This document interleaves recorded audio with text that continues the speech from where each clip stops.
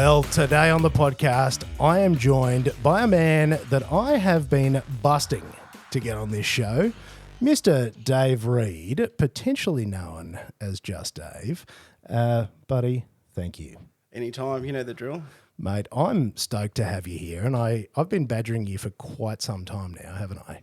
It's been on the cards for at least, 2 years? I think so. But Since before it was anything. Since before it was anything, and I feel like I've worn you down. It's more of a case of trying to find the time. I've always got the time for you know that. I appreciate that, mate, because you were such an inspiration to me when I was getting started. Like when I was a whippersnapper, just learning the things, you were always the man that I looked up to, like the titan of the photographic scene here in Southeast Queensland.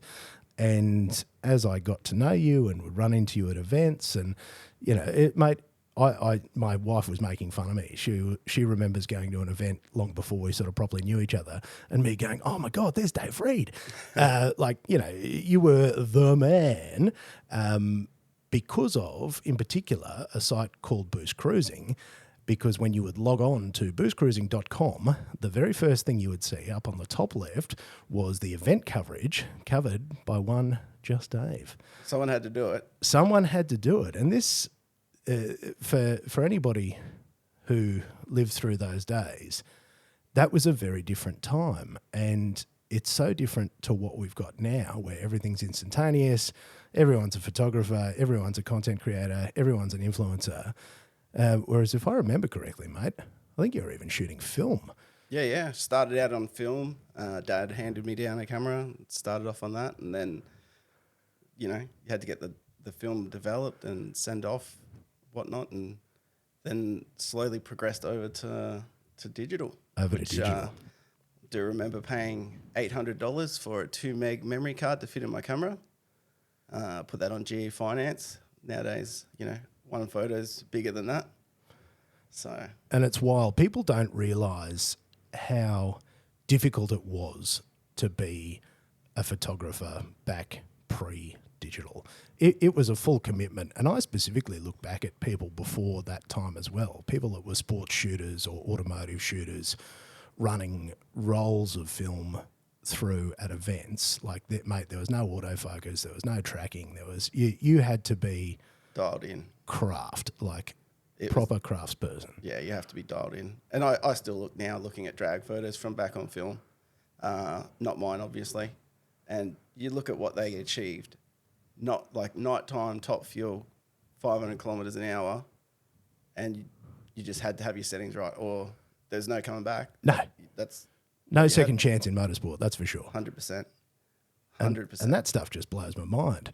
But before we talk about, you know, the man, the myth, the legend, I'm interested to know all the way back to the start, Dave. Where are you from? Where are you based? Where are you born and bred?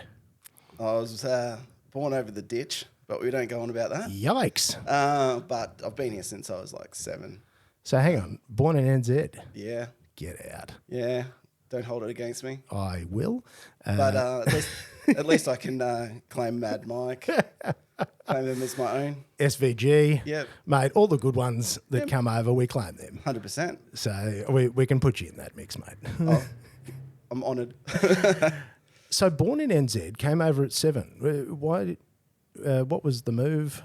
Mum and Dad just wanted a better life for us, and yeah, thought we'll come over here and set up and go from there, and slowly, yeah. What town in NZ are you? North Island, South Auckland. Island? Auckland. Yeah. Near. I think that's where Gizzy's from. From the big smook. Yeah. With the jandals and chili bun. The jandals and the chili bun. We got to throw in a little bit of bashing there, don't we? Someone's got to do it. And they just wanted to try something different, like the rest of the New Mum was from Zealanders. here, Dad was from there, and gotcha. Yeah, so we obviously grew up there, and then moved back over here. And did you move to the Gold Coast like the rest of the New Zealanders? 100%. Nearly, not quite to Coomera. How predictable. Yeah, Goldie's where it's at, isn't it? Look, apparently, especially good. when you come over from there, look, it's not the worst place 100%. you could find yourself, and it'd be a pretty cool place to grow up too, like being a young fella. Yeah, it was, you wouldn't guess it, but I was a bit of a troublemaker. No. Had a bit of an attitude. No, not you, Dave. It slowly wore off a little bit. So I've got better with age, like a fine wine. But yeah, I was a bit of trouble. I always thought, you know, I was the one that was going to be suspended and whatnot from school, or I just did my own thing, and I was happy with, you know, just focusing on what I wanted to do. I was wanting to be a chef. Really? Did 3.5 years into that, then had an argument with the boss, and then that was when I first started. Like, I'd always been shooting, covering like the Raceline events at Parklands, like Stadium Drift, all that sort of stuff. And that was just part-time, just doing a little bit of that. And Wheels and Deals magazine, which was like the car sales magazine. And it was like, you got $5 per car in a car yard, and there's 20 cars. So each day you'd just go in and do different ones of that. And I guess that sort of dialed in a little bit of how to shoot a car for starters. Yeah, and then progressed on from that. Because what year was that? Where? That would be 98. 98. 98 was when I first started. And back then I was the first person to, in our circle sort of thing, to go from film to digital. And back then it was a Kodak, what was it? Can't remember. Kodak something, 2 megapixel camera. And yeah, no interchangeable lenses, no nothing. And that was from a guy called Rob, and he worked at Ted's at Southport. And then as I've progressed through, I still buy my stuff from him. He actually runs the Canon Experience store down in Melbourne now. So even though it's been 25 years, I still buy my stuff from him. He ships it up. Anyone that needs any stuff, grab it from him. He always looks after anyone I send him. So I'll bet. Like even Sel, you know, remember Sel Battersby? Yeah. Urban Angel, I think, of BoostCruising. Back in the day, she takes some amazing landscape photos now, and she gets her stuff from him down in Melbourne as well. Wow. And he'll send it up overnight, gets here quicker. So no complaints there. Oh, I guess you've been a pretty good customer. Yeah, I'd say I've bought a few cameras over the years. And you've been very loyal to the Canon brand. Definitely. They've been good to me in all respect. They've I can't really fault them. I had it was pretty sure it was Powercruise in Sydney, and the shutter went on one of the cameras in the middle of. I was in the middle of the racetrack. I've got backup cameras. Don't get me wrong. They're in the media room and whatnot. And one of them, the shutter went, and I messaged them. I said, "Hey, is there a way to fix this error 20?" And they're like, "Nah, it's the shutter." And within half an hour, they had a brand new camera to me at the track on like one of those express couriers, brand new camera sitting in a box in the media room. And that story went viral on the net through like Peter Pixel. Yeah, wow. But like for a company to have a camera replaced and delivered to you within half an hour, you can't fault that. It's phenomenal. And Canon, I've been a loyalist since I first, because again, back in the 00s when I started, like you looked around and it was Canon or Nikon. 100%. No Sony, nothing else. No, there was nothing else. And the thing I always looked at was I would look at big sporting events and see nothing but big L series lenses. And it's so funny how they've all gone to that. Have you like all the other brands? They've gone and painted their lenses white, and it's like that was, you know, Canon did that back in the day. And the main reason for that was so when the lenses were in the sun, they didn't overheat. Correct. Yeah. So for those people that wonder why, it's not just to look pretty, but you know, you look at it there's that famous photo from Obama when he got elected, and it's just a sea of white lenses. And that's what all I remember. Any sporting event you looked at, any motorsport event, all the big dogs were running those. And I went, well, that's what I'd like to do one day. So 100%. That probably makes sense. And then you look in the crowd and you see Scotty over there with his covered in his camo protective sleeve. It's because I was so scared of scratching it. You and me both. And then you trust it with Virgin when you fly interstate and it scares you even more. Yeah. Luckily, I don't fly mine around as much anymore. I've actually got it out on loan to a friend of mine at the moment who's doing the same thing, mate. He's walking those early roads and he was out doing things. And I said to him, mate, there's only one way you need 100%. To go. And I said, once you try this, There's no coming back. you will never come back. Yeah, Canon's got me with that one. I think that's how come they like to send me those new lenses to try out. Like they sent me up the new 100 to 300 2.8. It's a $15,000 to $17,000 lens that now I own because they sent it to me to test. And one thing led to another, and it's like, yeah, this is a really nice piece of glass. There's no coming back. It's one of those things you don't pick up unless you are prepared to run the gauntlet and empty that bank account. Correct.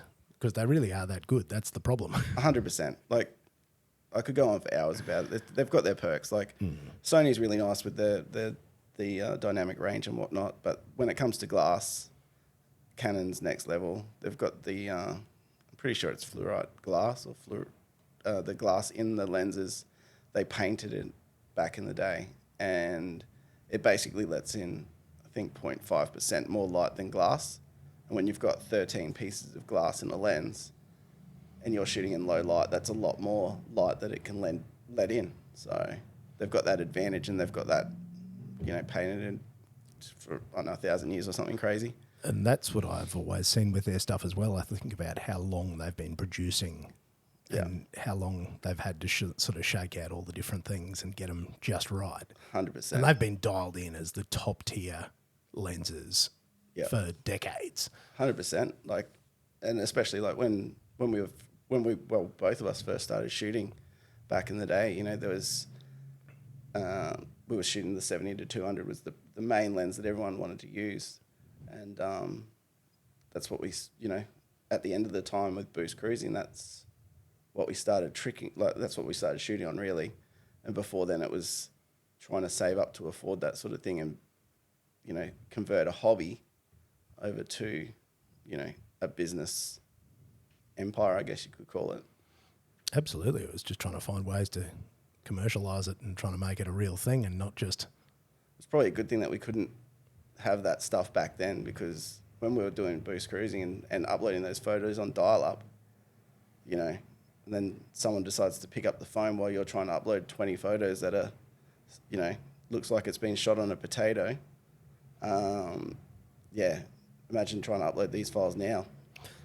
And with all the stuff down there and covering the scene, so you'd started taking photos in 98, so 99. When did you really, because Boost was 2000-ish, wasn't it? Yeah, 2000, 2001. Yeah, 2000, 2001. So before that, there was the Wheels and Deals magazine, and from there I met Craig Muller from Queensland Streetcar magazine, who's still a good mate, runs Track My Ride now down in Melbourne. But yeah, he gave me the foot in the door sort of thing on that aspect. Started shooting the Parklands events, the drifting events, doing the stuff for Ian at Raceline. The burnout comps down there, they were before they put in that village. It was amazing. Some of the stuff from Parklands are just Monaro Cruise, the Parklands events, Stadium Drift, as you know, dealing with Rob and all the boys and Boscher. They're good times. Great times. Yeah, so went from that. And then somehow Ben Ellis from High Performance Imports magazine reached out, and he's like, I'm coming up. We're building a drift car for a new magazine called Drift Battle. Are you able to do the build photos? I'm like, yeah, sweet, no worries. So I started doing that. And then I remember we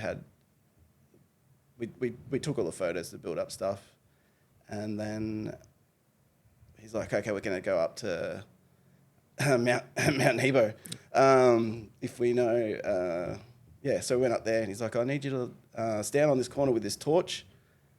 So standing in the bush, there's like 5 of us up Mount Nebo with torches in the bushes. So certain guys could see where the corners and apexes were, brought out the new drift car, sent it up through the mountain. It was, it was pretty wild. And the next minute DVD came out, footage on it. And then apparently I'm a lighting director because I was holding a torch in the bush.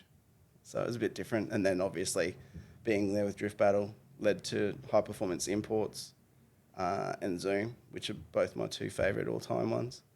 And then Drift Battle and HPI and Zoom got sold to Express and then got put in the pool with, Fast Fours, Hot Fours, Street Commodores, Street Fords. I think they had about 38 titles at one point just in motorsport alone. So, once you're in with one of them, you were sort of in with everyone else. And, just snowballed from that, really. Wow. Because I was wondering how you got your start in all that stuff, because the thing I had always noticed, even back then, was you were just everywhere. You were in everything, across everything, covers and everything. Oh, 100%. Just everywhere. I was working out the maths the other day when I was trying to figure out if I wanted this lens or not. And it made me reminisce on the good old times of the amount that we actually got covered in the magazines and how much work I actually had published. And, it would average between 80 and 120 pages of printed media a month, which is massive. And that's feature cars, events.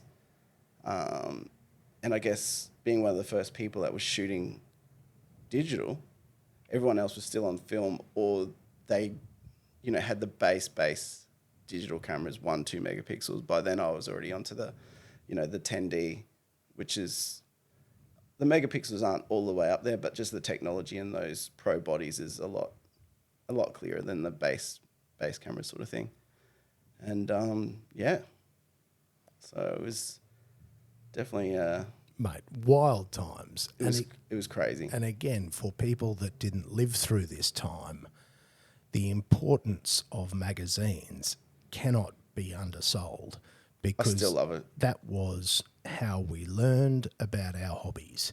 I used to get mountain bike magazines, car magazines, because that was it. That was how we consumed and learned everything. Now everything's just instant. Correct. But nothing feels better than picking up and feeling the tangibility of a magazine. I still think there's room in the industry for a annual/biannual magazine with, it doesn't even have to be the premium cars, but just cars people are interested in, and have it, Matt Sello some pages, gloss other pages, some, spot UV.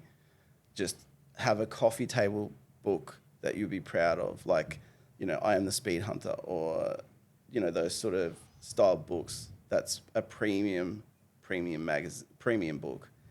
But the hardest part is obviously getting people behind that, and you don't want to fill it with advertising. And as well as I know how much it costs to actually produce that. So it sure does. And with those days, in those 2000s, mate, the car scene was, again, very special. And what I've found funny is in these Facebook groups that we're in, good old BoostCruising days, or the Sexpec Memory Lane, all the stuff that we enjoyed as younger men, the auto salon staff, because we were in our early 20s as we were attending and going through all of those things. And people are now looking back at all that and unpacking and finding all these old cars and those old times. And there's a real renaissance of all that. And you're the man that has the greatest catalogue that covered that entire. Got 20 terabytes of photos stored. I started to post them online, but people just started taking them, cutting watermarks off and posting them elsewhere. And when you're spending that much time to try and bring it back and post it, it's pretty irritating. It's just disheartening. You don't mind, you don't care that people have them. It's just the effort that you've gone to. A simple thanks goes a long way, rather than just cut a watermark off and go send it yourself.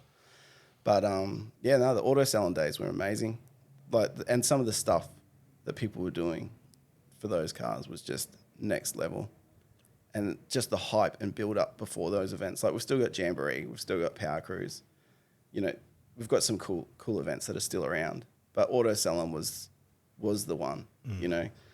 Like cruising back on the Esplanade the week before, the week before auto salon, and you'd see Johnny Habib and Philippe and all the boys out in their CRXs and whatnot, and the guys that had come up from Sydney the week before, cruising around in cars that you'd only dream of, that these days the cops would just have you over a spit in 2 seconds. But back then, as you know, it was a different kettle of fish. It was. We had remember Ian Birkbeck, he was a motorbike cop down the Spit. Most people should know him. He was cruising. He was one of the boys. Like if you did a skid somewhere and it was in the middle of nowhere, it'd be like, hey, probably shouldn't be doing that. Not throw the book at you. Whereas if you did it in a car park that was around kids and families, he'd throw the book at you, and everyone sort of had that respect between him and the scene. And obviously Shane from Broadwater Carpark, the Broadwater Car Club days, he had a good relationship with those guys. And it was pretty common knowledge, if you did the right thing, they'd leave you alone. The moment you didn't, you were gone skis. Even to the extent that on my facey, I'm still mates with Mick Malloy, and I never forget going up to him at the Spit, and I saw his name badge, and I'm like, Mick Malloy, you've got to be fucking kidding me. And he's just looked at me. I'm like, can I take a photo of your badge? That's going to go, like, I'll put that as the number one photo on BoostCruising. It's going to go crazy because everyone's just going to laugh. Like, so I took a photo of his badge and posted it up, and everyone had a laugh, and everyone was going on about it and whatnot. And he's still a mate now. He's moved up north. He's still doing his thing. He's got a GDR 33, pretty sure N1 block and whatnot. So he's one of the boys, does traffic branch, but does the right thing by everyone as long as you do the right thing by him. And I think that's what we sort of miss these days. We've got the events, but the way it's the way the cops can be, it's sad when you saw how it was back in the day, that people respected them. They respected us. We did our thing. And everyone just got along. Like, I remember Berkey even pulled over an ice cream truck down the Spit, and he shouted at everyone at the Spit that was out there cruising an ice cream. Like, you couldn't imagine someone doing that these days. You really couldn't. And we laugh at simpler times, but it feels like it was. In particular, I think about the Esplanade and how magical that was. Yeah. And the laps there, and the fact that people would be out on their beanbags and chairs and just lining the road because you're getting this car show that would roll through. And it was. Every weekend. You'd have people come from Sunshine Coast, up from Byron Bay or Grafton, coming up for a cruise, and everyone just fat lapped. It didn't matter what your car was. It wasn't, there's always been the Holden and Ford battle, but it was never, imports versus muscle cars, whatever. It was you run what you brung. If you were cool and cruisy, they were cool and cruisy with you, and that's how it should be. That's what the car scene's about, is about having a good time and everyone just supporting each other and building each other up rather than knocking each other down. And I feel that we're getting into that again. It's sort of coming back to that stage. Everyone was all cruisy, everyone was that, and then once the internet started taking off with Facebook, MySpace, whatnot, everyone started to get their own opinion. And then once we moved up, nowadays, I feel that it's starting to go back a little bit, where people are sort of like, hey, that's a sick car. It doesn't matter if you like rotaries or if you like V8s. If you like it, people like it. And they support you for that rather than, shoot each other down like it used to be. Yeah, and just appreciate the effort and appreciate the shared love of 100%. all things automotive. 100%. You don't realise, well, after shooting, I would say it would be close to 1,000 feature cars, and probably the same again in event coverage, printed before. That's magazine-wise, not including what we've done since. It shows. Like there's the demographic is, it's just insane that what we've achieved. And I can't exactly remember where I was going with that. That's all right. But I think about the launch of, it was Fast and the Furious 2001, wasn't it? That was the culmination. That was sort of where all the roads intersected. 100%. Because the car scene, there was Riverside Drive and there were Milton Macca's, and there were things that would go on and hang out. And then there was this just crazy intersection of all the people that enjoyed the things. We saw people in the cinema doing the things that we liked, probably a little bit more crazy, a little bit more dramatised. 20-speed Supras. 20-speed Supras and your floor pan falling out and danger to manifold.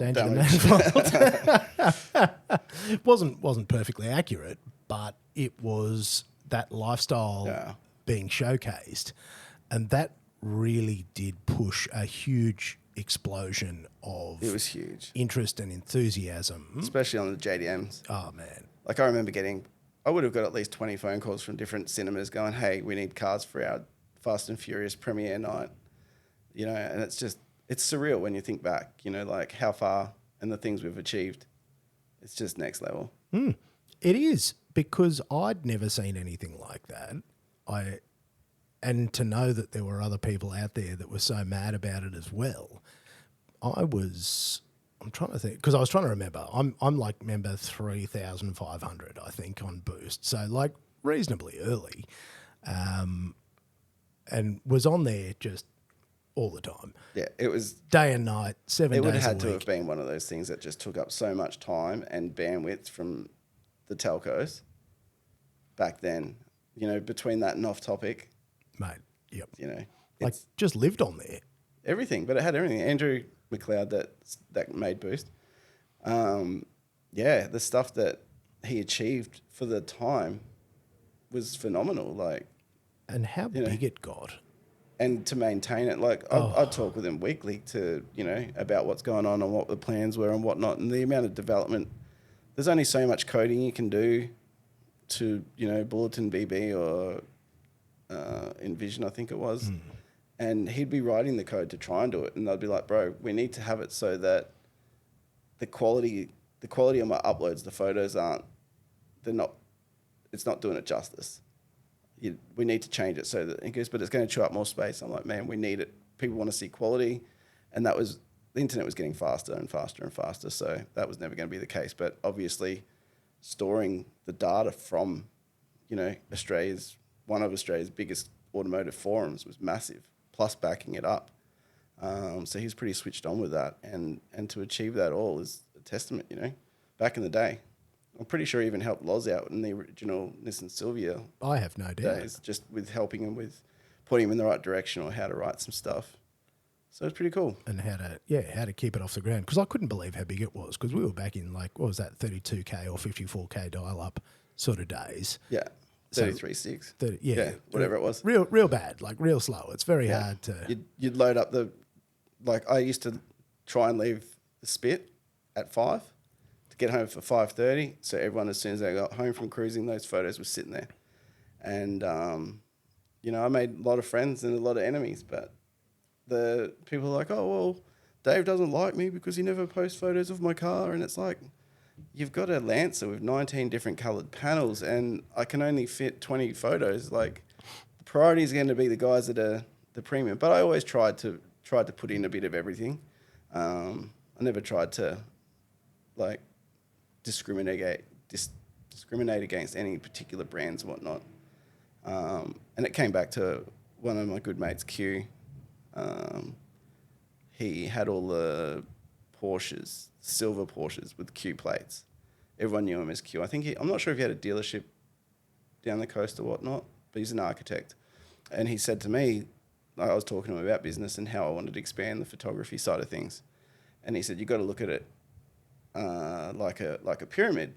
And you see like all these rich cars and the standout cars at the top of this, like a pyramid.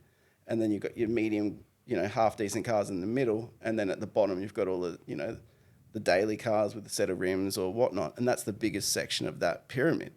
So that's been my motto for the business since day dot, was to focus on everything, because the market at the bottom is the biggest market. And Joe Blow with his, 19 coloured Lancer, he loves a picture of his car as much as the next guy. And he's more likely to, support you than someone that everyone takes a photo every time that car's out. So that was my goal, was to try and make sure I took a photo of every single car. And, I'd still send them to people and whatnot. And I still get messages from people today. Oh, you took a photo of my white R32 at the Spit in 2008. Do you still have it? I'm like, can you dial that down a little bit? Like, can you imagine how many white 32s there were in 2008? So I'm like, oh, you're going to have to give me a month at least to find it, which month it's in. But I'll try and track it down. It's part of history. And I did mention that I think there needs to be a Dave Reid archive out at Willowbank. I think you could house it all Yeah, that's true. there. I do want to. I don't know how to do it. I've got it all backed up on a cloud plus on external drives, but there is like literally 18 to 20 terabytes of photos. But I don't know how to exactly do that to be navigatable. And yeah, it's just one of those things that's a lot of storage and a lot of effort. But where do you start? Where do you start? And I don't have the answer. I just thought of like the library's archives, the state library's archives. Yeah, and I went 100%. And I went, you have got to have one of the biggest and most impressive and most comprehensive archives that somehow, some way. It is like, and it's literally, there's millions and millions of photos, and there's some that, like from the obviously the automotive events, and then there was the feature car shoots, and then there was like, obviously there's some personal stuff in there, so it's not like I can just upload everything, so it has to be literally sorted. I did start uploading some to my site, and there's some on the BoostCruising Facebook page, the good old days. But trying to get more time to upload more photos is just... Well, exactly, when you've got actual work to do as well, and then you just got to find time in... 100%. 100%. But there's just like, you look at it and you just... It's like a rabbit hole. You see all these photos and you're like, oh, that's Scott's car. I'll send Scott that picture. And then the next minute you're seeing Rory's car. I'll send that to Rory. And then before you know it, you send all these photos out private message and you've done no work and it's 2 days later.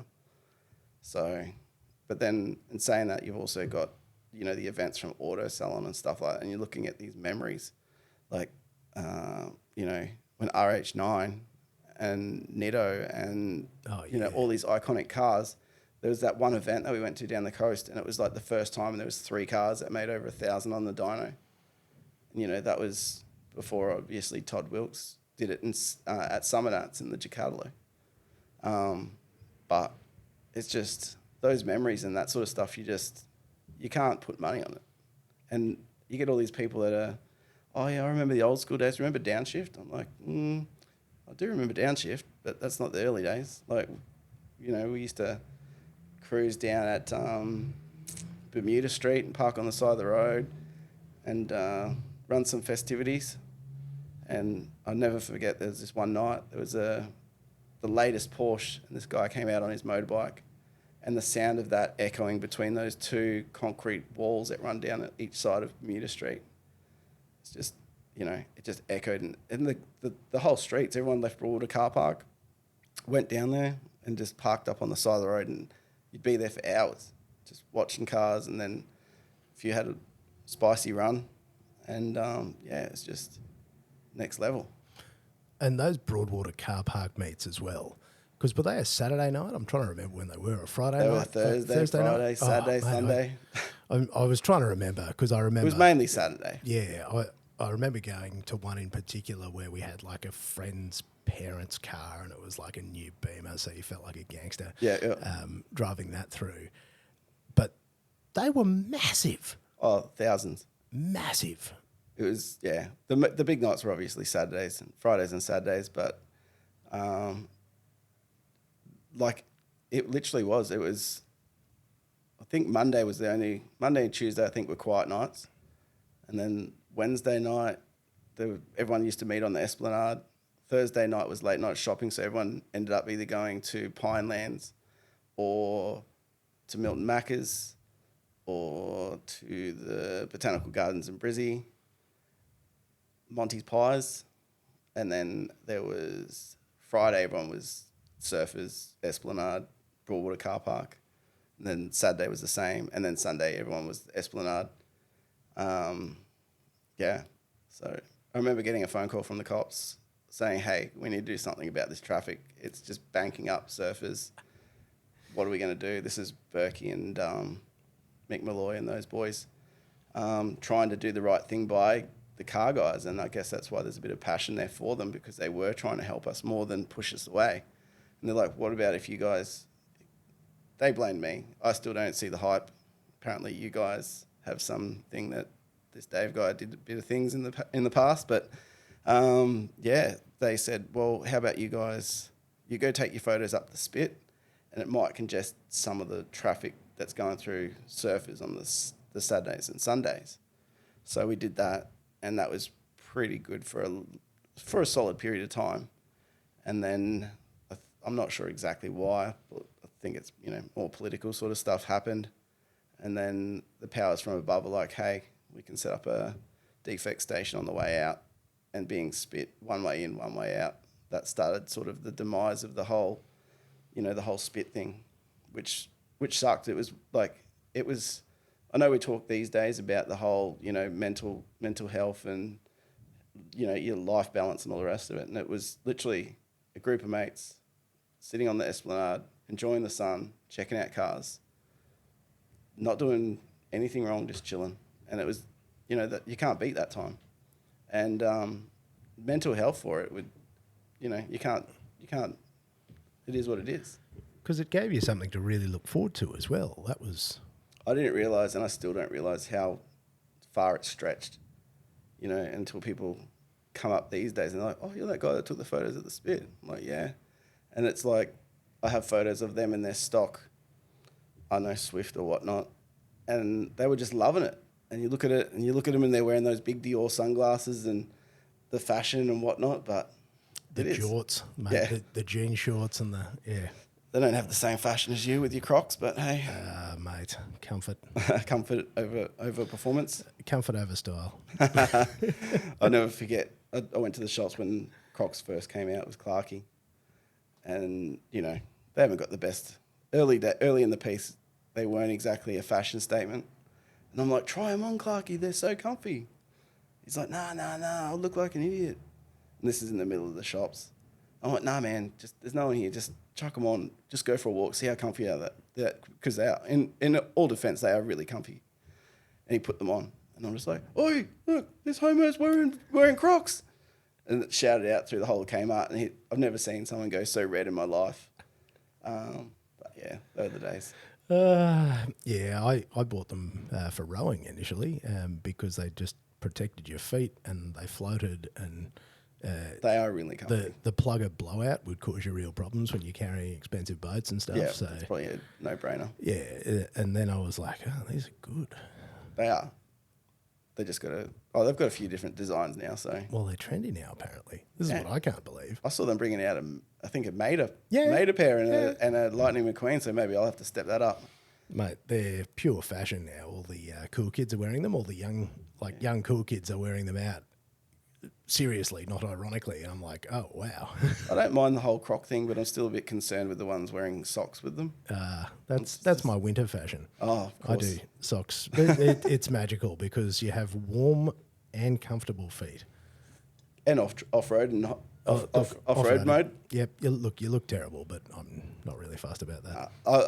In all honesty, they are so comfortable. It's ridiculous. Yeah, and you don't kick your toe anymore. It's, when you're wearing your thongs and you're pushing your shopping cart and it kicks and you your slip wheel. And you kick your toe on the excruciating pain, whereas you do it in your Crocs and you've got that big bumper guard. Yep. And you go, I just saved my toe from total destruction. 100%. No blood anywhere. Nah. No lives were lost. Nah. And every time I kick my toe in my Crocs, I go, saved again. Yeah, definitely. So, swear by You're the new ambassador. I feel like I am. I shouldn't be, but... the Croc whisperer. I inadvertently am. My favourite part, though, is when other friends send me photos and they're like, oh, God, I've done it. I'm like, yes. 100%. Come to the dark side. It's a new shirt. Mate, through those 2000s and then into what was that, like late 2000s, we saw drifting was sort of where I came in and was mirroring what you were doing. And those were the Parkland days and all that sort of stuff. And the Parklands events, what Ian from Raceline used to run there, they were such a little track. It was insane. Because it was a tiny little go-kart track. For people that aren't familiar with Parklands, it's across the road from the Gold Coast Hospital where the apartments are that were built for Commonwealth Games, I think. Yeah. Yeah. So before that, it was a lovely big event space. And they would have freestyle motocross. They would have Drifting, show and shine. show and shine. and all the big cars 100%. would be there, and the FMX stuff was wild as well. Yeah, I remember, like even that's where Robbie Madison sort of didn't make his name for himself, but we had, you know, first backflips and that sort of stuff there with Robbie Madison and Robbie Adelberg and Shuey, a few of the boys, and it was, I'll never forget, he came, Robbie Maddo came in a limo and he turned up and jumped on a moped scooter from Surfers, like a hire scooter, and busted out and decides to do a backflip on it into the foam pit on a moped, a hired moped. So, you know, it's just a different time. Like these guys, it sort of it shaped it between the FMX, the drifting. Drifting was still only just growing. It was back when they still had Darlington Park, and they had Darlington Park had shut, but they still had the car park.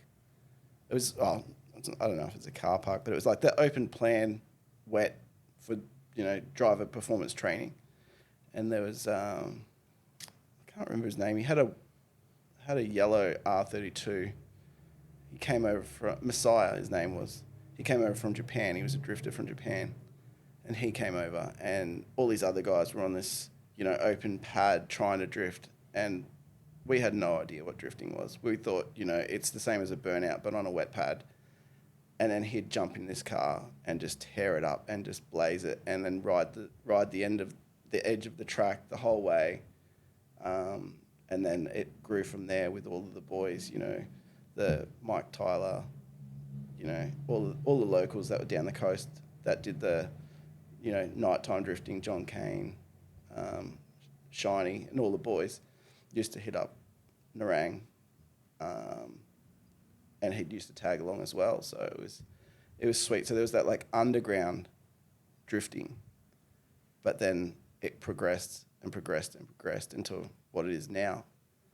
And I think that's, you know, with the likes of Ian from Raceline, that he pretty much stipulated, you know, you can run our events, but you have to run bars. You have to run, you know, your car has to look respectable. And I definitely miss that now. Even, you know, you go to, you know,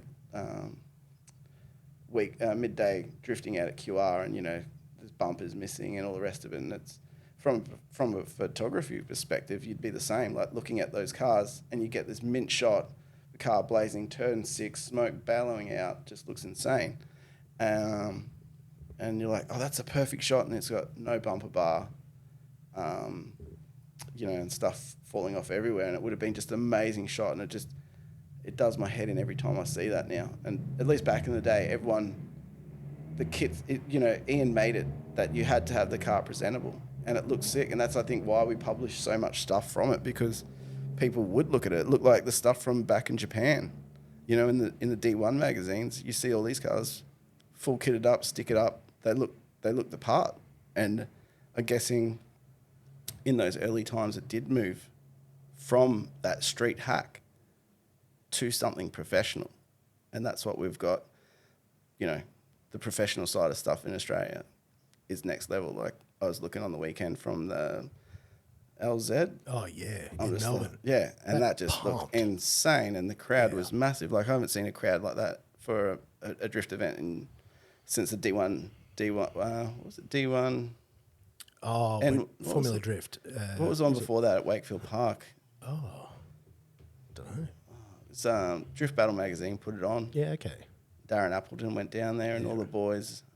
That was I remember John Kane he had a Safiro, and it had some damage done, and we had to get that painted and everything, and start driving down the day before for the event on the weekend. And we drove down, and as soon as he backed it off the trailer, he snapped the front bar off, and it was like, oh, we like literally waited an extra 2 hours for that paint to dry before he left, and get down there next minute. Smashed it. Yeah, they were the days. Painful. Yeah, 100%.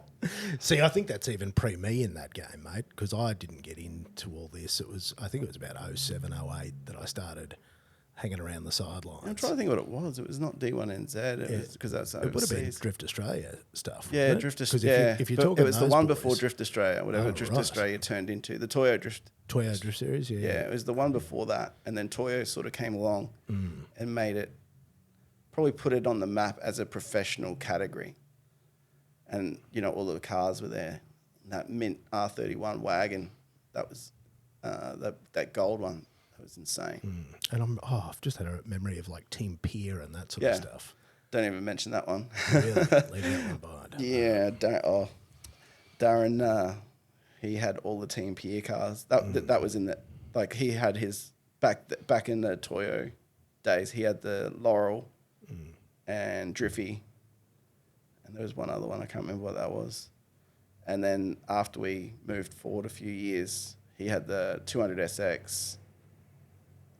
There was 3 or 4 Team Pier cars that he had with the truck, Bo Yates and all those boys on it.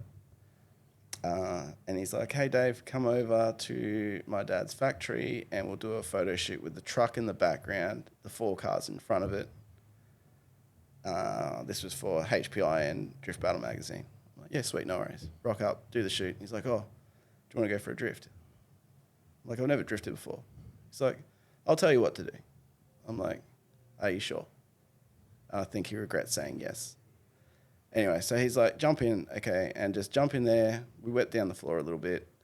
And he's like, okay, just feather it, do it this. So, yeah, I'm doing some circles, happy days. And then he goes, okay, you good? I'm like thinking, I can do a circle. I don't know that I'm good. He's like, I'm jumping in the other car so we can do some tandems. Oh, like, on your first day? Yeah, like within 5 minutes of me just learning how to do a circle. So yeah, we're doing circles and that was a bit of fun. I just kept doing circles because that's all I knew how to do. He was having his fun. Anyway, he got out and he's like, all right, so you can stop. I'm like, yeah, okay. So I went to stop. I hit a puddle of water when I had the brakes on. So I locked up those brakes and the car slid and I ran over Afro and smashed the front bumper bar of the 200SX. Like, we did the shoot. That was all happy days. But those cars had to be in Sydney the next morning. And I've just run over Darren. So it's still a running joke. He tells me he doesn't want me to kill him anymore. And I try not to. So Good deal. yeah, it was a win-win situation. I'm glad he's still going all right. It's still a running joke, and I'm glad he hasn't taken advantage of the situation and tried to take me for everything I'm worth. Brutal. Yeah. But as you said, like, those are the days. Mate, they were. And it was loose. And you've also, as we were talking about the FMX, I also recall your involvement shooting some pretty wild FMX Yeah. and unit as Yeah, well in 100%. those days. And yeah, I remember you doing just some. We did photos for Insane. Unit that ended up on the billboard in Times Square. Mate, I remember. That was pretty big.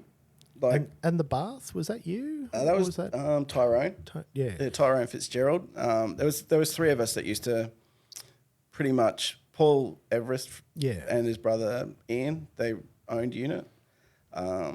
And there was a guy called Max Duff who runs, I'll remember it, it's another, he's got his own brand now. It's a motorbike brand, the Def Collective. So he's doing that, which is really successful. And there was Tyrone Fitzgerald, I think he's a helicopter pilot now. But between the 3 of us, it was sort of us 3 sort of covered most of the photography and video stuff. And Al Hardy. Al Hardy was, he was a news broadcaster, camera guy from up in Townsville. And he came on board. And then once he came on board, the whole structure changed. He is a wizard. Like, I don't know if you know him or how well you know him, but he came on board. We shot Chopper Reid. We did all these video clips with Bliss and Esso. The video clips were just polished and next level and had a theme. Like, before he came along, it was like, yeah, we've got cameras, we've got photos, we'll just take it and mash it up. He had a plan, a structure, and what to do. He's just a wizard. He's doing stuff now for Super Cheap Auto, all those new ads. He he started doing those. I think it's moved over to Sketch now. Yeah, I think it's with Taxi these days. Yeah. But I know. But the the same, he goes, Dave, I need some guys that can, do you know anyone that could have a car that could do a wheel stand that's like on the street for an ad campaign? I'm like, I thought, yeah, I've got a couple of mates that I know from the drags that are pretty solid. So I teed him up with all the boys to go down to Calder Park and do that. The first super cheap ad that was like a mini documentary, the one through the castle and all the rest of it with Peter Sawyer and Justin Simpson and Mark Schwartz and all those boys. And that was next level. But that was the start of, I guess, our really, really shaping it, you know, from that and the Bliss and Esso stuff and back to the FMX sort of thing. There was, you know, photo-wise, we'd work alongside with him. But we did, the swine flu campaign was massive. That's right. Was that the one that went was in the to Times Square. Times Square? Because I was trying to pick in my mind which one it was. But that was enormous. Yeah. Because that was one that you shot. Yeah. Yeah, that's right. So you shot that one, and then I remember it going up. Yeah. Yeah, that went worldwide. We couldn't believe it. Like, Yeah. to see your photo, you know, 80 metres on a billboard in Times Square, it's kind of cool. Yeah, for a dude from Southeast Queensland, you're 100%. like, whoa. Yeah, and even from NZ. So, but that was, it was cool. And, some of the stuff that they did through, you know, I remember we had a new concept, and it was the same time when the swine flu was out. We're like, the concept was, you know, a chick in a bikini, can of spray paint in one hand, a gun in the other, you know, the whole guns, drugs, girl, whatever.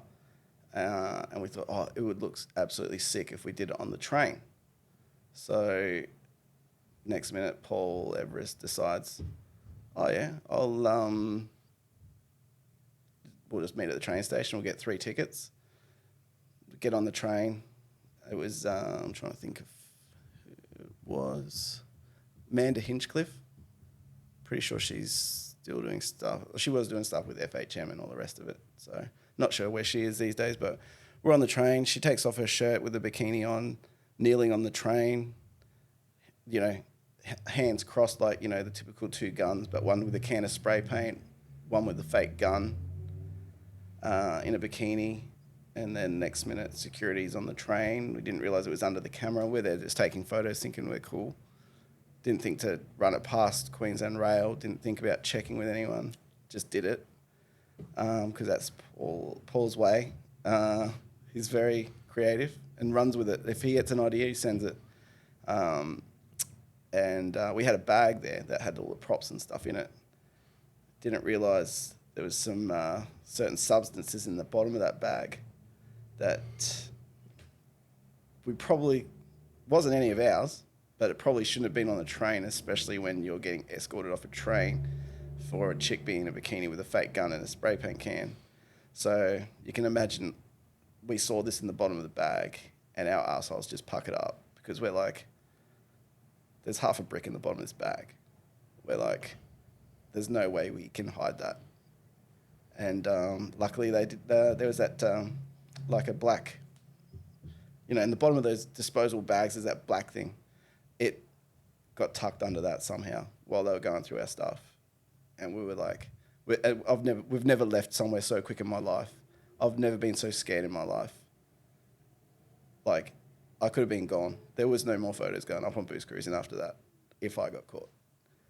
So, but the things we learn, check your bags. Living on the edge. Yeah, pack your bags, check your bags. Don't let someone else pack your bag for you. That's why they tell you, did you pack this yourself? Exactly. And use the cellophane wrap at the airport. Oh. So, but they were the days, eh? And we got some cool shots from it. And stuff. Yeah. Because I remember, bikes going into swimming pools and like all sorts of stupid That was stuff. a legit bike. It was a brand new bike. And it was at Ian's house at the good part of Coomera, whatever, you know, before you get to Coomera, in between Coomera and Helensvale, there's that nice area. And legit, it was a brand new bike. And we tipped it in the pool. and got photos of the model on the motorbike, jumped in the pool, studio lights everywhere, and chipped the marble, pushing the bike in the pool. Then we had to get the bike out of the pool, which is way harder than you think it's going to be. And then they drained the bike out, they emptied it all out and rode it. It was sweet. That's crazy. It is. Like when you look back and you think about these stuff, you're like, did that really happen, or is that just a blurred dream? Because you'd go out to their compounds and stuff too, and you'd shoot all because the guys doing the massive air. Because I go back to Crusty Demons at VHS that I'd watch in the 90s. 100%. And then you were doing that for real life. That was one of my claims to fame is, there's a guy called Bilko, and I got shots of him doing the first, it was like a cliffhammer backflip, and they used that on the cover of the Crusty Demons DVD. So I was pretty cheering with that. Like I felt special. Wow. That's a big deal. Yeah, 100%. And I remember getting a phone call from the guys at Krusty's, and they're like, we've got the tour. Our photographers missed their flight. I need you to cover Brisbane. So I'm like, when is it? And they're like, tonight.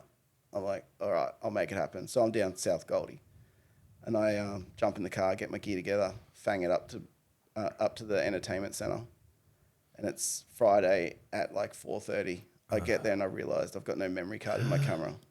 And you know as well as I know that our cameras don't just take a standard memory card. The horror. So, and not from Brisbane, not knowing where any shops are, I drove around. It took me an hour and a half, and I found some cards at some JB Hi-Fi that had some that they ordered in for a customer that didn't deliver, and then ended up shooting that for those guys. And that was... Holy shit. Yeah, that was my addiction to the Red Bull. When you're down on the floor, there's no real way of getting out from down on the floor once you're there. And so all the riders, they've got like their alleyways in from backstage to get out there, or the actors and all that. And then obviously the motorbike guys are backstage. I remember smashing, would have been 16 Red Bulls. I slept like a baby that night, but I didn't sleep at all for the next 3 days after that. So I think it takes a few days for it to kick in. But it was one hell of an experience, as you say. Like, these are things you can only dream about. And that's one of the things that I certainly found about this journey, and this is one of the things I was so keen to talk to you about, is it getting good at that skill of photography and that skill of journalism and getting in with media outlets. It opens doors that don't exist. 100%. To the, you've got to put yourself out public. there to be out there. And at least these days, you've got all social media, you've got all the YouTube. If you need to know how to do something, there's someone that can help you. There's something on the net that can teach you. There's filters or plugins or whatnot for you to use. Whereas back then, you had yourself. And even then, anyone out there that was in the same sort of genre, me included, didn't want to help you because you didn't want to cut your own grass. And, you're teaching yourself how to shoot in an industry that, we've only just gone digital cameras a year, 2 years ago from film, that everyone's trying to learn. So it was kind of good because everyone was sort of on an even playing field because everyone had to learn what they were doing and what the limits were. So it was very much like that. And everyone tried to protect their own investment, I guess, and me included. I'm sure I've upset a few people over the days, but at the end of the day, it was more protecting my business, more so. And of course, the other side of the coin is you're at a car event or a drift event or FMX. You're there to work, to shoot, to do those photos.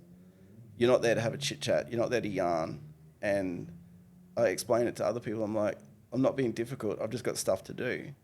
And you don't understand that you wouldn't rock up to a doctor's office and start talking to them halfway through, giving someone an appointment or a mechanic workshop. As much as it looks like it's the funnest job in the world, the stress, the pressure of you capturing that moment when it happens and not stuffing up is next level. And even today, like I still see guys that rock up and they'll have one camera. They'll fly to an event with one camera. That's it. I'm like, have you got a backup camera? Have you got a backup lens? Are you going to back up those photos? No. I'm like, you're paid to be there by this company. What if something goes wrong? And, that comes back from those days when we first went to digital. You've got to cover it. You've got to protect that thing. So, and you know exactly what I mean. Like, you've been in the same boat. Mate, it was hard because I started taking it seriously around 2009. And I had a friend of mine, Tim, who would loan me his 1DX Mark II, and that's what I'd go and shoot with at Parklands. But obviously catching the frame and having the right equipment was only half the battle. 100%. Learning how to get your exposures right, how to get the most out of the camera, how to frame it correctly, how to make sure it was in focus, but then learning how to post-produce. And getting it to, like, the outlets that you need in time. Like, you were the same as what I was. Like, we had deadlines. We had to have those photos to some of these outlets, within hours. It's even worse now. Like, I'm pretty sure the Olympics, from the time of something finishing to getting online, is, I think they said it averaged 3 seconds from the photographer shooting it, sent through the Ethernet cables at the sporting events to their, sports desk, was 3 seconds. Like, you can't fathom that. That's crazy.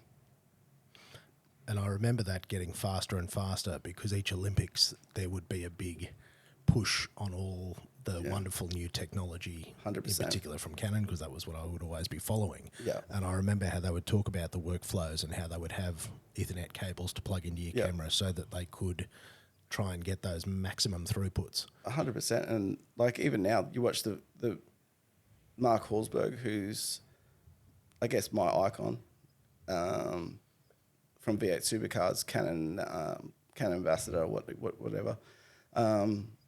He's the same. Like, you'll see him up on stage at the V8s doing those shots of the trophy presentation at Bathurst or whatnot. Those photos will be live on the V8 Supercar website within a minute, and he's still up on stage shooting. It's just that speed, and I guess that's what's given me my drive, is people like him. Like, we've got a lot of people that cover sport around the world, like Heath and all the rest of them, that a lot of us photographers really look up to. But we've got some real stellar guys in Australia as well, especially on that business level. Like, everyone looks amazing on Facebook, everyone looks amazing on Instagram and TikTok. But to be able to deliver that content to the masses, to the newspapers, day in, day out, anyone can go to an event and take 2,000 photos and come back with 2 keepers. But when you've got to go there and cover that and get every single thing, and then if there's an accident, it's worse for him. Like at the drags, it's a straight. You've got a straight line. If something happens, 9 times out of 10, you're going to see it. He's got to try and cover everything and be around a racetrack and get every corner every time. Just next level. So, and that's something that I found as I got further into motorsport, was people don't appreciate how much work it is and how physically demanding it is and how fast you need to work and how hard you need to work to do it well, and well enough to be invited to do it a second time. Because if you fuck it up, there's no coming back. There's no coming back. There's no second invitation. 100%. And I love it, and I admire it, because there's a guy some people might know called Gup, runs this little car event called Powercruise.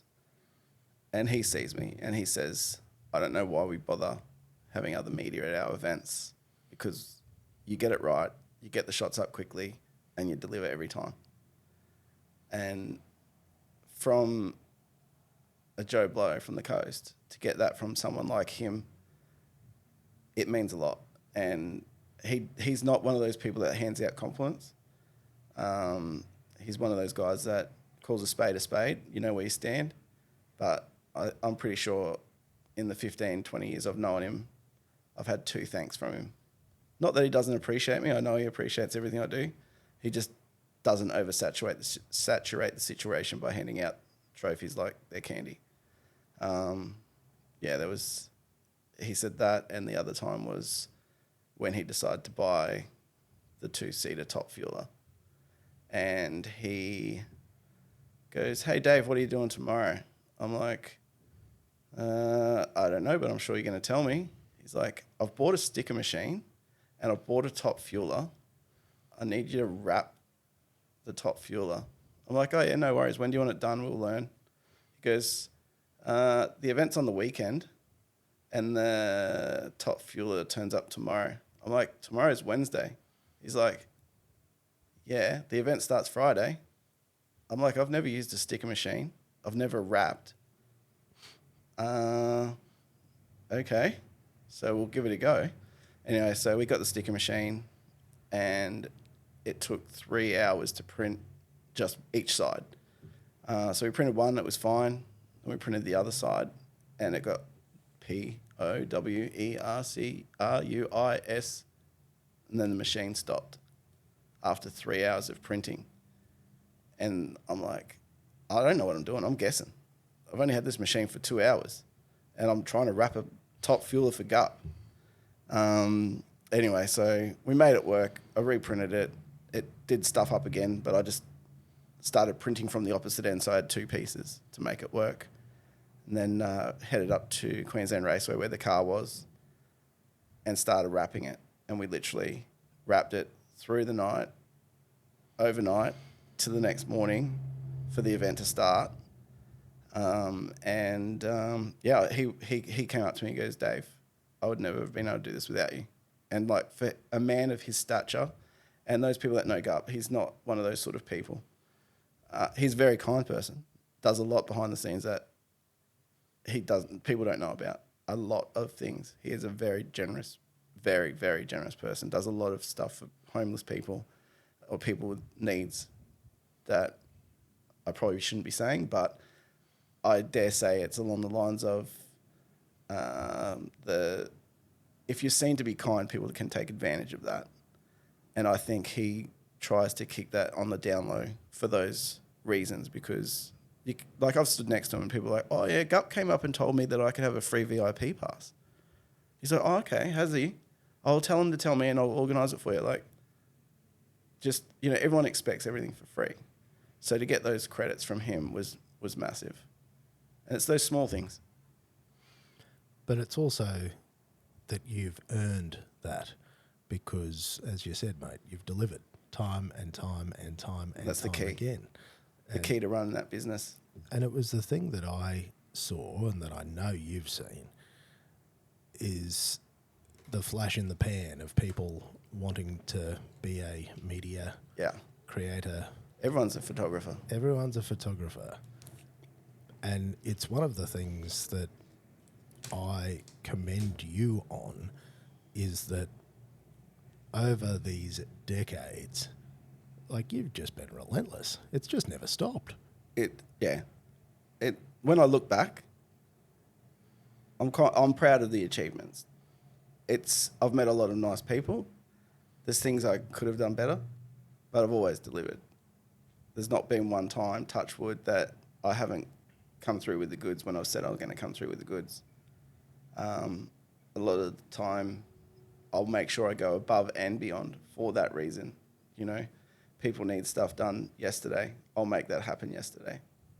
But that's what sets you above a hobbyist and actually, running a proper business. Well, that's it, isn't it? Whatever it takes, you get the job done. You make it happen. Because you solve the problem. That's why people come to you is go, well, who'll be able to solve the problem? And they go, yep. I remember we were doing Freerider magazine. This is back in the FMX at Parklands. Back then there was no GoPros. So, if you wanted footage from a guy riding a motorbike, it was literally a camcorder strapped to a guy's helmet. It wasn't a GoPro. And I remember we decided, this was with Gobber at Freerider. We're like, how are we going to capture a shot of one of the guys doing a backflip from the bike? So we strapped a camera with a pocket wizard to the front fender of the motorbike. And he came out, did a backflip, and just held the finger down, set a manual focus, set up the settings how you think, raw, and just as he's doing his backflip, just held that button down, just let it take as many photos as it could, and hoped for the best. Came down, camera just, like, obviously heavy landing, camera came off, million pieces on the ground, but the shots that they got from that, it was the cover of the magazine. It was insane. No one had never seen anything like it before. But it comes back to that, you know, that's the image we wanted. We had to do what we could to make it happen. And that's what the boys did. And that delivered, and it came out to be one of the most cracker images ever. So, you know, got to think outside the box. And I guess that's what sort of kind of frustrates me these days. You go to events and other people, as much as they want to have a conversation with you, and I guess that's why I can be so abrupt, is you want your own piece, you want your own angle, you want your own style, you want your own flavour. If you've got 4 dudes standing next to you because they want to talk to you, they're taking exactly the same shot. There's no specialty about that because they just want what you want. And I guess that's why sometimes I am the way I am. And, you know. Well, you have to be. Well, you want that shot. You don't want... There's no point 4 people having the same thing. And I must say, I always... Whenever I saw a group of people, I would always go the opposite direction. Yeah, I noticed that back in the day. Always used to go somewhere else. Yeah, I wasn't there to make friends. I wasn't there to talk to people. Yeah. I would walk in the opposite direction where there was nobody else to make sure that whatever I saw... But it's good for the sport because if you're on turn 6 and I'm on turn 3, there's double the chance of seeing something if something does happen rather than nothing because everyone's ganging up together on one of the corners. You know, and the same with... this whole, I'm sure you remember it back in the day, everyone had this stupid panning competition. Oh, who can pan the slowest? And it used to irritate me so much. I'm like, yeah, there's all for panning and panning has its place, don't get me wrong. But when you're panning at a third of a second and a car decides it's going to bin it in the wall right in front of you and you miss that because you're trying to be a hero by shooting so slow, different story. So that's one of my biggest pet hates, and I've actually... dialed in my camera. I call it the Jesus Christ button. And I'm not sure if everyone knows that my old camera I sold to you, my be all and end all. Did I leave back button focus set up on that? You did, but I tried back button focus, but I never fell for it. Oh, okay. Basically, for those that don't know, you can set up the front button on your camera that you push the button at the front and that takes a photo. And halfway pressing that button, it locks the focus and then it takes the photo. You can program the button on the back where your thumb is. So you push that and that's your focus button. So you push the front button and it takes a photo no matter what. It could be focused or not focused. So you can lock on a focus and move your focus point around. Whereas there's a button next to that called the AF on button. And you can program those buttons to do what you want. So I've programmed one button as a Jesus Christ button, I call it. And that's at 0.002 of a second, auto ISO, auto aperture. So if something does go wrong, I can just slide my thumb over to that other button and it's shooting 0.002 of a second. So if I can be panning a drag car and then it decides for whatever reason it's going to crash, I can just slide my finger over and I'm at 0.002 of a second. I'm not losing that shot. It's not made for that, but it saved my life so many times when you're doing your thing because you don't know when it's going to happen. You just slide that button, bang, straight over, and it saved your day. And that's the difference in discipline. That's the figuring out Yeah. how, because you've obviously missed shots, and then you go, well, crap, how do I not miss? And you work on a solution. Yeah, 100%.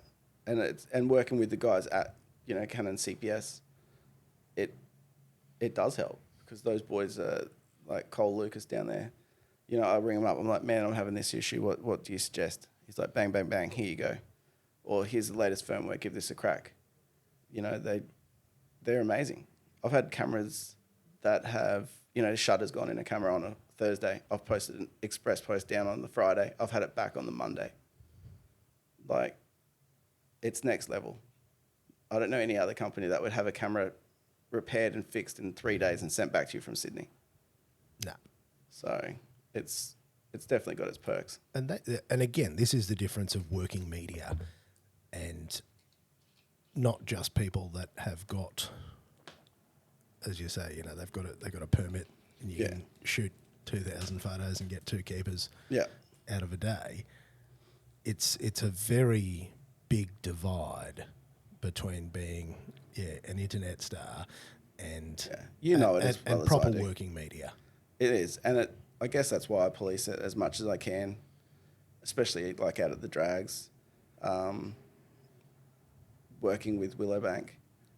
It's a liability thing, and I try and protect that mainly to protect me, as well as it protects the track from stuff going wrong. If someone gets hurt, if someone's in a spot they shouldn't be, they've never been there before, they get hit by a car, they get hurt, it just limits and clamps down on the accessibility for the next person that's a professional to come in the industry to do their job.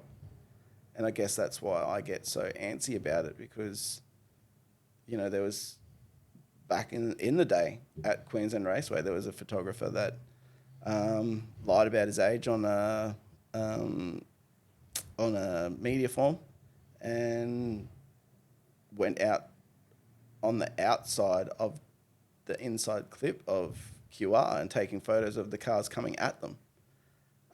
And from then on, I got an email from Tetley back in the day, and he said, that's it. No media allowed out on the infield at all. Not in the marshal huts, not behind the tyre walls, not behind anything. Have to have 2 rows of protection between you and the cars. And that was the end of it for all of us, because one person decided they wanted to, you know, step outside the box in a bad way, not a good way. And that comes back to, you know, being professional and protecting the industry for what it is. And the problem and the advantage of having done it for a lot of years is you've seen it go wrong. And when it does go wrong, it goes very wrong, and it happens very fast. Very fast. Even little things that you would not even think about, like back in, this is still BoostCruising days, shooting V8 supercars, Gold Coast 600. You've got your street circuit, you've got your barriers, you've got your media holes, you shoot through the media holes. The barriers are, you know, set up on the road as the cars are racing around. You know, they leave about maybe 20 centimetres between the concrete bollard and the gutter for rain. And obviously when you're standing behind those fences trying to take those photos, you're standing with your feet in that gap. You know, there's been times that the car's smashed into that wall and sandwiched feet between the concrete barrier and the existing thing. Just little things that you've got to be aware of, that the up and comers that, you know, got their media pass from a cereal box don't understand those little things. No, and they haven't seen that go wrong, and they haven't seen what happens when a concrete bollard does get picked up. Yeah, and it's not about you or me being difficult. We've been there. We've seen what happens. And, you know, the moment that someone gets hurt from that, they're like, okay, guys, you're not allowed there anymore. And then that's one less avenue of aspect that we can take shots from. So it's... And it does. It ruins it. And it ruins it for people that do the right thing and do work very hard at it. 100%. And it just makes it increasingly harder, given how hard the job is to start with. 100%. Trying to come up with a concept that's different to everybody else and be ahead of the 8 ball, that's the hardest part of the game. Anyone can push a button, but to have content that's constant and fresh, that's the key, to be ahead of everybody else. And to be trying new things. And these are the big ones, aren't they? It's to be constantly pushing it and seeing, like how you taped a bloody camera on to a motorbike doing a backflip. Yeah. So it is. But you do it, you get it done, and you see the shots, and then you're like, that's amazing. And then 2 weeks later, they bring out a GoPro that everyone can do it after you've just smashed a camera. So. But then you try and smash GoPros, and then it's cheaper. It's cheaper. And you try and smash the next things. As you saw, because obviously magazines didn't have a good time, once the internet really started its proliferation, the mags started to fall back, express publications. Sold up. Yeah. And that came back to the same thing. You know what it was like. Yeah. We were all on decent money, and then all these new people that just bought a new camera decided to come out, and they'd be like, oh, I'll do it for half, and then a quarter, and the next minute everyone's getting paid in peanuts. But obviously the budget for the magazines, it kept dropping because the subscriptions kept dropping. which is sad because I don't know how it is for the younger generation now, if they really care about the magazines, or if it's just because we were so tangible with the magazine. We loved the magazine. We loved seeing those photos in print, loved picking it up, feeling it, flicking through those pages. Like, I don't know if the younger generation actually care, or are they just happy to flick through a thing, or do they still even appreciate looking at a newspaper or a magazine, you know? And I don't know the answer to that, but the numbers say no. Well, that's true too. What is it? 4-wheel-drive magazines are still pumping. Yeah, Express has still got 4-wheel-drive magazine, and then there's still Street Machine. Yeah. Street Machine was always my pinnacle. Like, before that was the bee's knees is Street Machine. If you had something published in Street Machine, you were cheering. And then, like, I was always loyal with Express Publications. Shot for all of their titles: Street Fords, Street Commodores, Zoom, HPI, Drift Battle, Fast Fords, Hot Fords, you name it, all of them. So you can imagine when and there's a lot of people that also contributed to those magazines in our circle.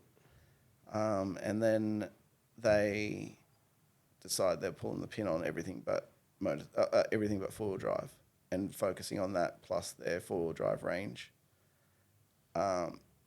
And I'm pretty loyal. Like, if I believe in something, I'm pretty loyal. So that happened, and I decided when that happened, all the other guys that used to shoot for Express now had no jobs.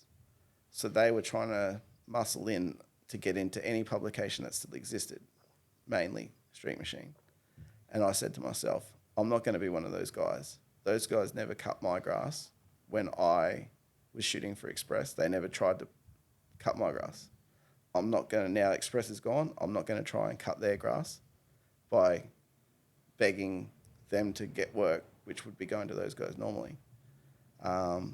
So it was a little bit quiet once that stopped. I was still doing, obviously, I'm pretty sure I still was doing BoostCruising, and Queensland Streetcar magazine had their forum. So I was still doing that stuff, but just not as much printed content.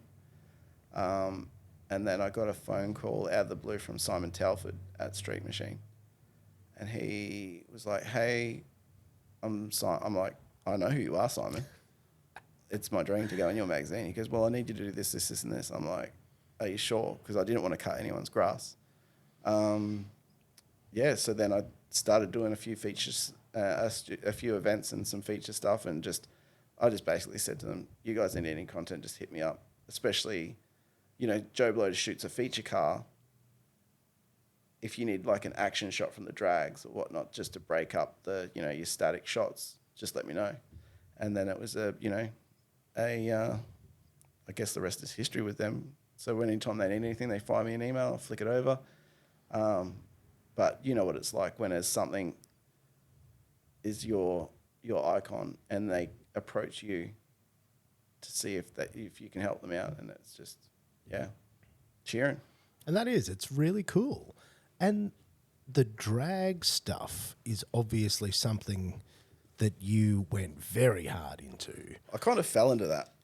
How did that even happen? The how and the when? Because I'm very interested in. I'm pretty sure the first time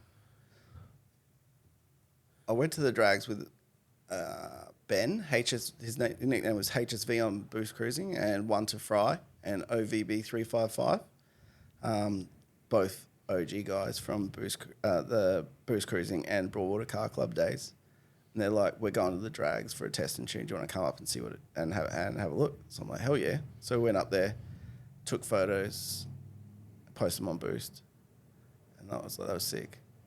And then being close to these cars on full song is pretty sick. And then I'm pretty sure I started going to a couple here or there just with mates. And then BoostCruising started doing their BoostCruising drag days and Jamboree. Obviously loving imports, JDM, Rotors, those two were my thing. And when you're there and you've got these cars on the limiter and you're standing near them, nothing beats it. It's insane. Not quite as insane as Top Fuel, but we get to that. And yeah, so then I started going to those days, and then more events, and then more events, and then the big events came. And because I'd been at the other events and had media, I knew what I was doing. We featured those events in HPI and Zoom, and obviously would just focus on, like, say, Winter Nats would just focus on the, Pro Mod or, the turbo categories and highlights of cars that have been feature cars. And then it slowly progressed from that to that. And there was a guy called Angus McMaster, and he did stuff for Full Boost. And he was Willowbank's official photographer. And I looked up to him for so many years and saw what he did and delivered, and I was cheering. And it was a bit of, not rivalry, but I guess he was good at what he was doing. I was good at what I was doing. And we would not challenge each other, like, intentionally, but because he'd see me doing something and excelling, he'd step it up. And then I'd see him step it up, so I'd step it up. And, I remember he used to shoot onboard flash. And I saw on the net, it was on one of the forums or something, about how to make a transmitter for the, like a Dick Smith Electronics kit. And it wasn't made for that. It was made for, I think it was the opposite, to remote control a camera with a button. And I'm like, if I change that connection on that and put it onto the release cable section on the camera, that will fire the flash from the camera when it takes a photo. And then I did it, and it sort of worked, sort of didn't. They had infrared at the time, but not radio signal. Like, so unless you were like, you had to be 1 meter, 2 meters for it to work. And then I worked out that someone posted up, if you want a bigger signal, you could get a bit of wire, like 13 centimeters, I think it was, and roll it up and solder it onto one of the connections. So I did that, and then I started doing remote flash. And that was ahead of the game before anyone else was doing remote flash. And then, like, Easton Chang was doing it with his photo shoots. And there was another guy, Chris Brasher from Sydney. He was the one that really, really pushed me and helped me. I don't know what he's doing these days, but he was one of the first people to start doing it. This is before Pocket Wizards, before everything. And he started doing it. And it was cool because he was doing feature car shoots with remote flashes, and which just, back then, all the photo shoots were Tony Rubiti, and they were all that sort of generic gradient sunset cars on the same angles, no flash. And then once this sort of technology evolved, it was used for static shoots, basically studio lights on location. And then I thought, well, if we do that at the drags, if I put one on the ground there, one at the front, one at the back, and one lighting up that, then that'll work. And it worked, and it was sick. And now you go to the drags and there's like 50 flashes on the wall because every single person's doing it. To the extent that that's why I'm buying the 100 to 300 mil 2.8, because everyone's doing that. So I'm going to try and go back to the old school and shoot no flash at night to be different, to be ahead of the ball again. Got to run in the opposite direction to wherever the crowd is. 100%. That's the way to do it. So that's crazy. I didn't realise that you developed your own stuff to make it do that back then. Because your drag shots and with your remote flashes and stuff, I had no idea. Because that's wild. It's pretty crazy. Like, I remember I had a 600 mil, and I'm like, I'll see how far it goes. And I set it up, and I could shoot from the finish line and still fire the flash. Whoa. Which, camera terms, that's pretty cool. Yeah, it's massive. So, yeah, and then obviously times have changed now, and Canon make one. They've got their transmitters and Pocket Wizards and whatnot. But same thing. You have to be ahead of the game. Well, that's it. You've got to be experimenting. You've got to be trying things. That's so cool. I had no idea. Because what year was that? Do you sort of remember when you sort of really started leaning in? Maybe 2003, 2000... wow. Yeah, maybe between 2003 2005. Wow. So, still early days. That was real early days. I didn't realise. Well, the problem is, and it's kind of a problem that has evolved now from that, is that the cameras these days shoot so fast that flashes can't keep up. And the same with the shutter. Like, if you take, especially electronic shutter, the flashes fire, I think, 250th as 250th of a second, and otherwise you'll start getting some banding unless you set up high flash sync. But so if you went faster than a 250th at night time with a flash, half the photo would be black from the shutter blade shutting down. And that's where you had to learn how to do it, because otherwise the top half would be the right exposure, and the bottom would just be black from the mirror in the camera going up and down. So you had to work around that. And nowadays, because they're taking, these cameras are taking, 30, 40, 50 frames a second, the flash sync it can't keep up, to the extent that even my latest camera, I've got a setting for nighttime that I dial it down, and I've dialed it back down to, I think, 5 frames a second, which is pretty slow in the scheme of things. But that way I don't have any issues with the flash not syncing. And so you got to keep pushing it, and you got to keep this thing in front of you, mate. My bad. The mic. I'm watching your levels drop down, and I want to make sure that we catch all of this. Sorry, I just didn't realise you'd been out shooting the drag since that. Because when did you start drag photos as a separate business? Because I remember your watermarks, and it was JuStDaVe Photography was what you were sort of trading under, and then you set up a separate brand of drag photos. Yeah, well, drag photos was going to be. I had an idea, and I thought, it was loosely based on BoostCruising, and BoostCruising had the BoostCruising section, and then you had your state sections, and then there was off topic, and then the for sale stuff. And I thought, what I'll do is I'll start dragphotos.com.au. I'll run the Queensland section. I'll get Grant Stevens to run the Sydney section, Luke in Perth to run the Perth section. And, so people want drag photos, they go to drag photos and click the state, and then, everyone got their kickback from their section. Got a bit political, and it didn't really eventuate past the thought, because, it's one of those things. I get everyone's got their own business and they want to run their own business. So I thought, stuff it, I'll just do it on my own. And Clarkie, early on, I had a couple of people shoot for me, on and off. There was Mel Burgess. He used to shoot for Angus, and Angus dropped off. He's a IT guru, and he moved away from doing photos. So he had a couple of guys shoot for him, and they helped me out. And then they stepped away, as they do, marriage, move, life.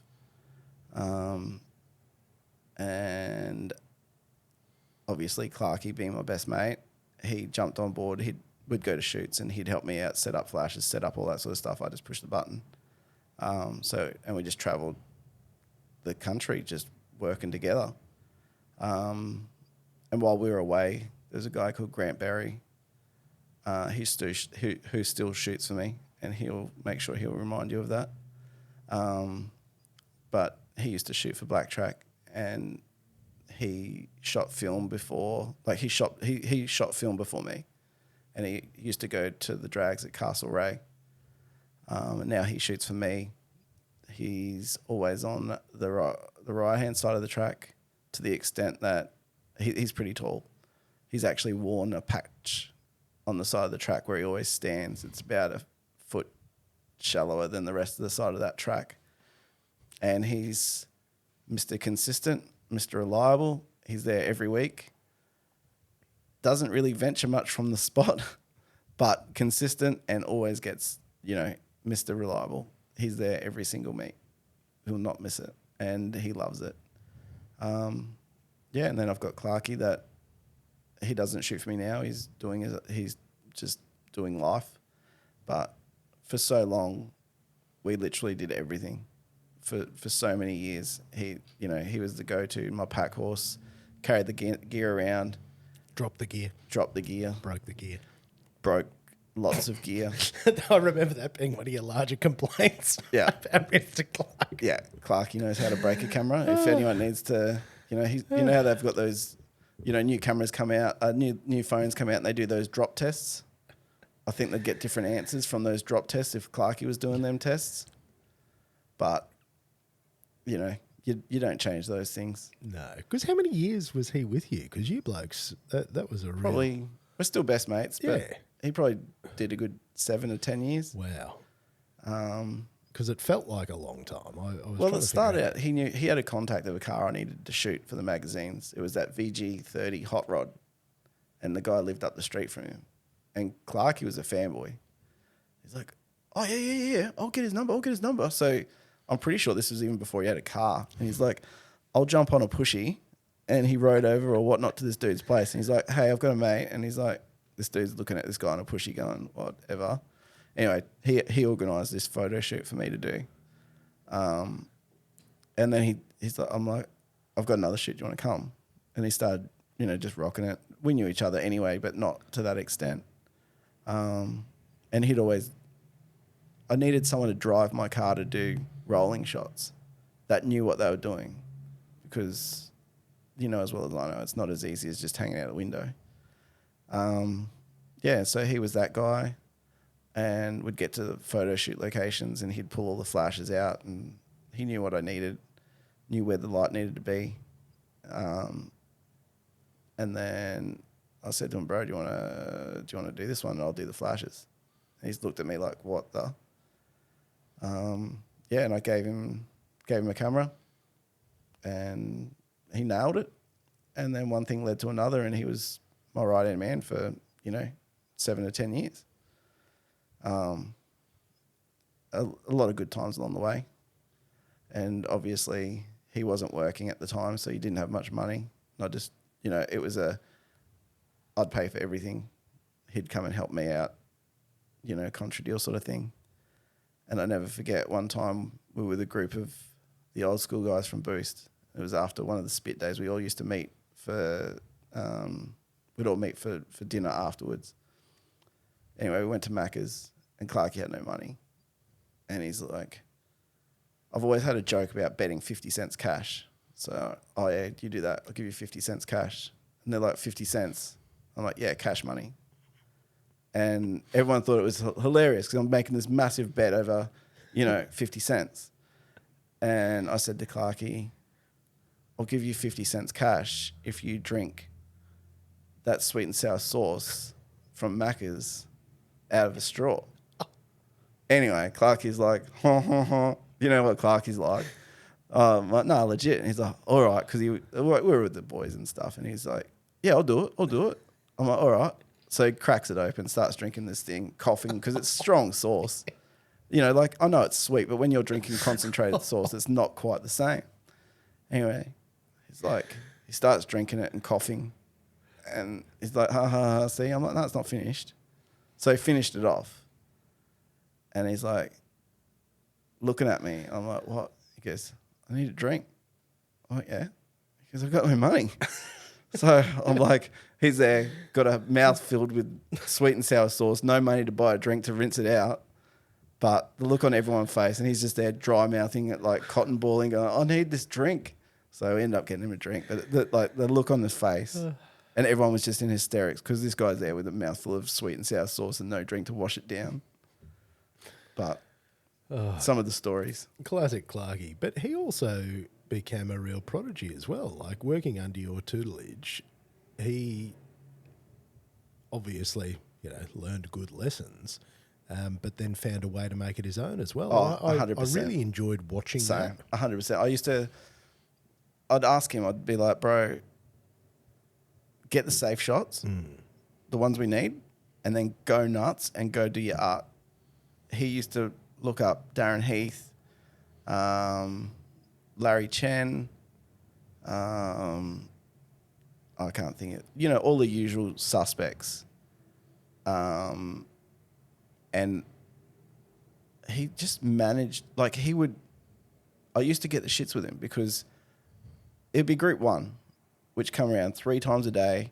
And out of that 3 times, you've only got one session that is like golden hour. And I don't care what you do the rest of the day, but golden hour is my time to shine. I love the shots at night. Like the other photographers, they hate it. They're like, I can't get my white balance right, blah, blah, blah, blah, blah. Can't shoot because the sun's there. I'm like, shoot into the sun and make it work. Flash it up, fill up that flash, whatever. And Clark, you'll be there sitting down for like, I don't know. There was one time he took an hour. He was sitting there for an hour waiting for this one opportunity of, it was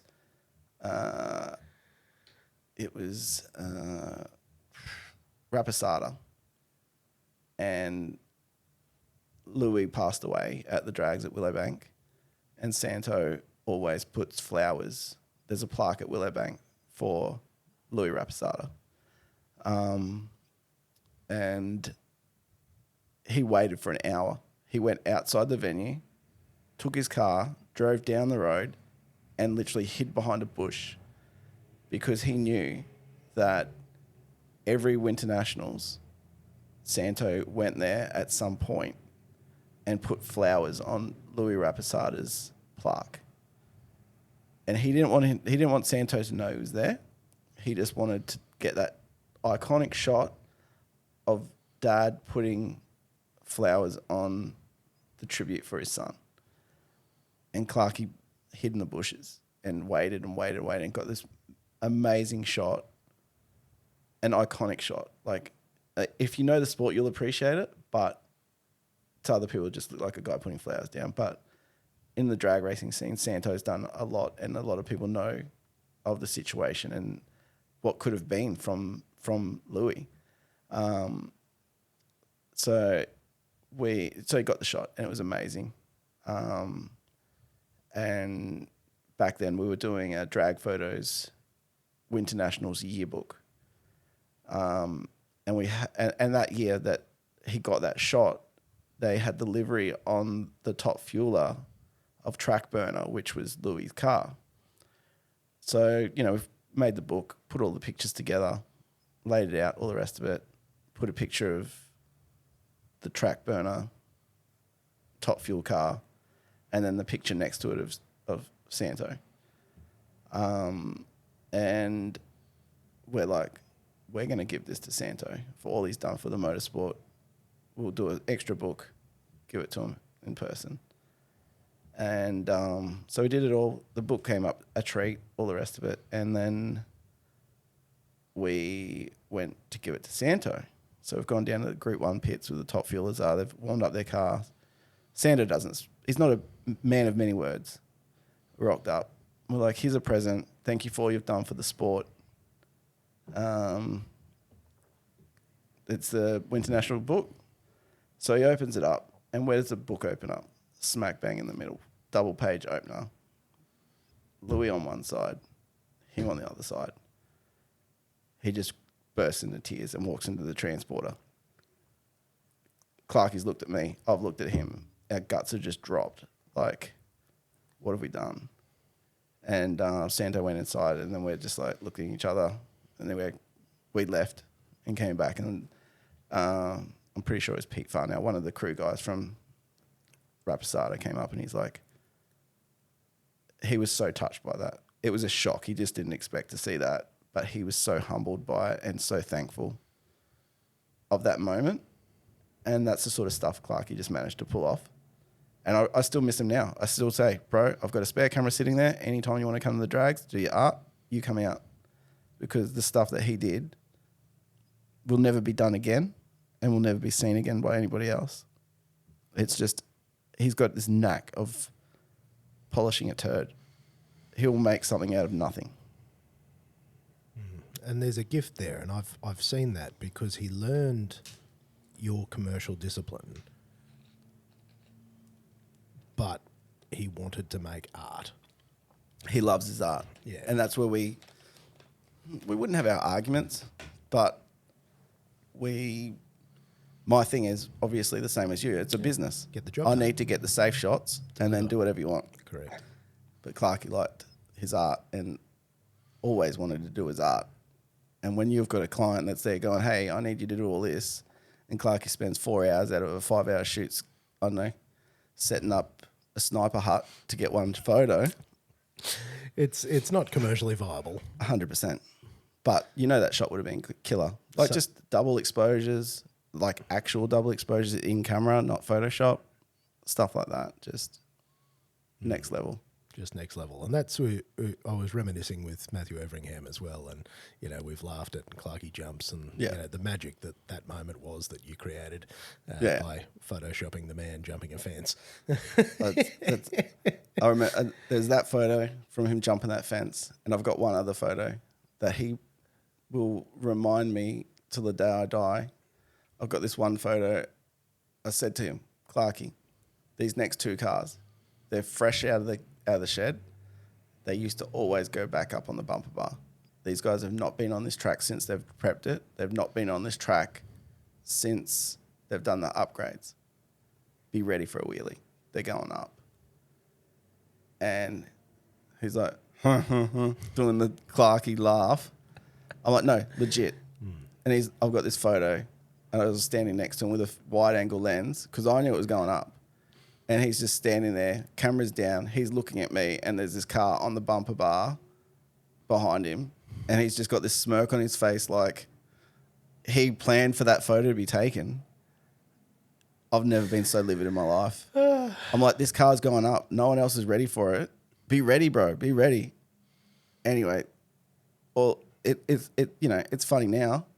It wasn't at the time. And then the car behind him was another car. I said, bro, don't miss this one. The same thing happened. So these two cars go up on their bumper bar, and I've got photos of Clarkey just looking at me, not even with his camera in his hand. And it's like, if you know Clarkey, it's a typical Clarkey. It's the classic odd couple. Yeah. And that's, I think, what made it all so comical as well, is you're so disciplined and so religious. Yeah. And he was just such a loose cannon. Yeah. I'll get what I want. Typical only child, you know what I mean? And then like, I remember one time we were down in Sydney and we flew to Sydney. I ring up the hotel. I'm like, booked it for us. I said, I need 2 beds. And we were there for a few days. And I just jokingly said, give us something with a view. Anyway, so we get there, check in, go up to like the 17th floor. There's a double bed and a couch. And we go to open the curtains, and you open it up, and it's a boarded window, and there's part of the boarded window that you could move, and it was just down to this dodgy bin alleyway. So they ticked all their boxes with their, you know, they got our booking right, you could say. I'm like, if you want, we can set up a pillow barrier, and you can sleep on that side, I'll sleep on that side. And Clarkey's like, no, I'm not like that. I'll sleep on the floor. So he got, those that don't know Clarkey, back in the day, he was all bit of 250 kilos of solid unit. And so he's there trying to use the pillows like a Tetris puzzle from the couch to make a bed on the floor. Anyway, he's like, oh, bro, I'm just going to go have a shower. I'm like, no worries. So he goes to have a shower. He gets out. I'm like, all right, I'll have mine. Get in the shower. I hear this knock at the door. I'm like, what? He's like, I forgot to tell you. I dropped your towel in the toilet. I look over. I see this towel rolled up and literally wedged in the toilet. Like, there's no coming back from this towel. Even if I could use half of it to dry myself, there was no coming back. He goes, it's all right, bro. I'll get you another one. I'm like, okay, no worries. And I hear the door shut. I'm in the shower for like 20 minutes. I'm like, what the hell's going on? Half an hour. Still no Clarkey. I'm like getting bored. I'm like, what am I going to do? Anyway, like nearly an hour passes. He rocks up. And I hear the knock at the door. He goes, I'm back. I'm like, okay, sick. And I just see the door open, like, you know, when you're not trying to see someone in the shower. And I just see Clarkey's hand go through the gap in the door. And he's holding a face washer.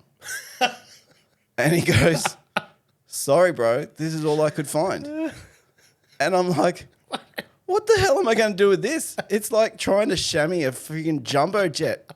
with a face towel.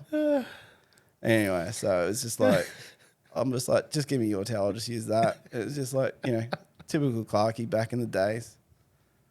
But you couldn't write a book about it. Mate, you couldn't. And But just the look on his face, it's just like, sorry, bro, this is all I could find. I'm like, legit, you've seen the size of me. What am I going to do with a bloody face washer? Wouldn't even dry my arm. But the same. These are the memories that we all create. But it is. Goes back to living the dream. It is, mate. You gotta find a way to just make it good. 100%. And that's, yeah, it was. Like we traveled so much. I remember I used to have to get my car 5,000k service done every month from the amount of events we used to go to. So that's a lot of, and it was gold. Clarkie loved it. And I miss it, but obviously you couldn't live not working and just living on Dave's love for the rest of your life. So he ended up getting his courier business, which he sold, and now he's got another run that's just a 9 to 5 to get him by. And I'm trying to convince him to come back and do a few shifts and get those. The hardest part is, from a photographer's perspective, you love the art, you love those photos, but it's the photos that the clients don't appreciate or don't want that style. It's, you've got this beautiful, like I remember panning and getting a picture of a top fueler, panning at I think it was an 80th of a second, two of the same team side by side, massive flames, mint as it could be. You couldn't ask for anything more. It was the most perfect shot, pin sharp, massive head of flames, blurred background like at an 80th of a second, which is just, for top fuel, that's just mint. I showed the team and they're like, oh, it's a cool photo, but do you have it with a background that's not blurry?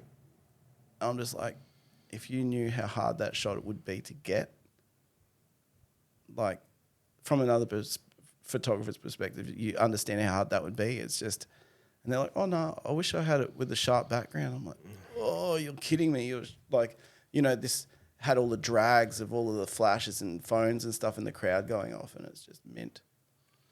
And it's painful, isn't it? And that's the part of it that is so hard, is when you are doing it commercially. It's not about what you like. It's not about what you want. It's about what the client wants. 100%. That's why. The end. Well, that's why we shoot front 3/4 shots. That's what newspaper want. Unless there's a crash, they want front 3/4 flames. That's pretty much the brief. And speaking of newspapers, I see you do a little bit there. Yeah, still do the local papers. There's a few there that we submit to. There's Courier Mail, and there's local Ipswich News and Ipswich News Today, and whoever else needs stuff. But that's the same thing. They want it next day. Well, they want it the same day so they can run it in the next issue. I've kind of been blessed. There's a guy called Peter Chapman. He used to be what was he? He was the chief editor for the QT, the Queensland Times, longest running newspaper in existence for Australia anyway. And he also was a commentator on 9 Wild Water Sports. Don't know how. Somehow our lines are acquainted, and he's been an advocate ever since. So no matter what business he moves to, he's always jumped on board and supported us and whatnot. So it's just interesting how, going through the things that we've gone through, yourself included, the opportunities that have been presented to us just from doing our thing. Well, you work bloody hard, because as you know, the door only opens once. 100%. And you have one chance. You've got to be there. And as much as it's a lot of work, hard work gets rewards. There's no luck. If you work hard, you get rewarded. And all these people that are, I'm going to win lotto, I'm going to get this, I'm going to get this. No, work your ass off. Doing photos for 20, 25 years, not even a word of a lie, like BoostCruising, there was a couple of relationships that I had that it sacrificed, because I was that dedicated at getting the photos up and getting the photos to everybody and spending every weekend doing it and going to all this stuff that let slide, you know. And there's a chick, Renee, that she was probably my first real relationship, and that went south for that reason. But then in saying that, there's also chicks that I've met in the scene that I've dated. Like there was Trina for, you know, a good, it would have been 4 or 5 years, and that was one of my solid ones. We just drifted apart, but wouldn't have met her if it wasn't for the car scene, you know. And the same with BoostCruising. That there's people that we meet and know that we've met through Boost. That is next level. And even some of the names. There's some hardcore famous people that have evolved from BoostCruising. You know, like even I'm trying to think his name. Culture Kings. I can't think of his name, but the guy that started at Culture Kings. You know, he was one of the regulars on the SB with us. You know, there's just heaps. There's so many people. You know, and then you've got the opposite end of the spectrum. You had, you know, Tim Sharky, who does all the stuff with the animals now over in Thailand. You know, big names that you see. Oh, yeah, I remember him from Boost. And you don't remember him until they go, oh yeah, my username was this. You don't know their name, but you're like, oh yeah, I remember seeing that nickname, or I remember seeing that car. It's never, you don't know their names. It's always, you'd be the same. You go to the shops, oh hey, and you're like, who was that? I don't know. You remember the handle. Yeah, 100%. 100%. Isn't that wild? And then I can't remember how many years, but you rolled all your commercial experience into On Point Media Solutions. And yeah. That has been, how long now? Oh, probably 7 years. 7 years. Yeah, that was obviously doing all the stuff at the drags. And I'm proactive. I'm very proactive. Everything has to be done. I like stuff done now. Well, I prefer it to be done yesterday. And there was a chick that started working out at Willowbank, Karen, and we just clicked. She was on the same page. The stuff that she wanted the track to do and wanted to evolve was exactly what I wanted. She was 100% ahead of her time for what the place wanted. Like, this is before CMC Rocks, before everything. She was like, "There's no fireworks at no fireworks at New Year's Eve in Ipswich. Fireworks are at 9 o'clock and then it finishes."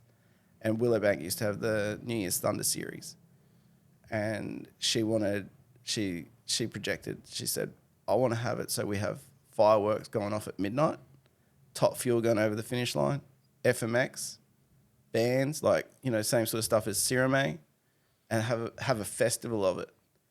And that's what she really wanted to do and push that. And that's the sort of visions she had.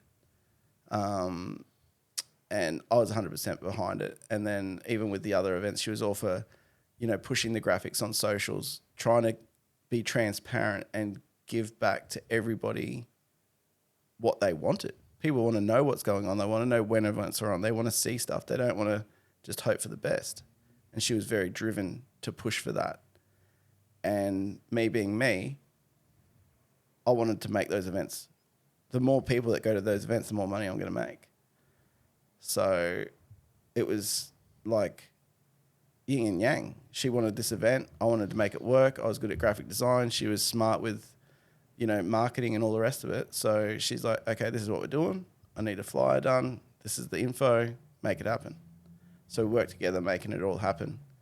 And back then, you know, in Ipswich, you've got Snap Printing or Officeworks. So there's no real businesses in Ipswich that, you know what it's like. The quality that you get from Officeworks or Snap, it's good if you need a couple of greeting cards done, but not quite so polished when you need to deliver it to a client. So we said, why don't we start something that, you know, you've got the smarts, I've got the design side. Let's make this happen. So because Willowbank they were paying top dollar to get subpar stuff printed. So one thing led to another, and we started doing that. And then she left Willowbank and started work at Ipswich Hospice, which is palliative care ward, doing marketing and pushing that, and really put them on the map. And then fast forward that a little bit, like same deal. I helped her out with the artwork, sort of stuff, and she really pushed it. Like they've got like Wear Purple. She shut down Springfield, the main street of Springfield, Orion Shops, and decked it out with red carpet and tables, and had like Master chefs there, all of the mayor, all the rest of it. Shut down this whole street and had like this open degustation dinner with Master Chef, all the, like next level stuff that not your average pundit can pull off. Like people dream of it, but pulling it off is a different story. So she did that, and then really put them on the map. And then On Point was still growing in the background while we were running this from my ex-girlfriend's house. So, you know, after her work, we'd do On Point stuff and do it from my ex's house.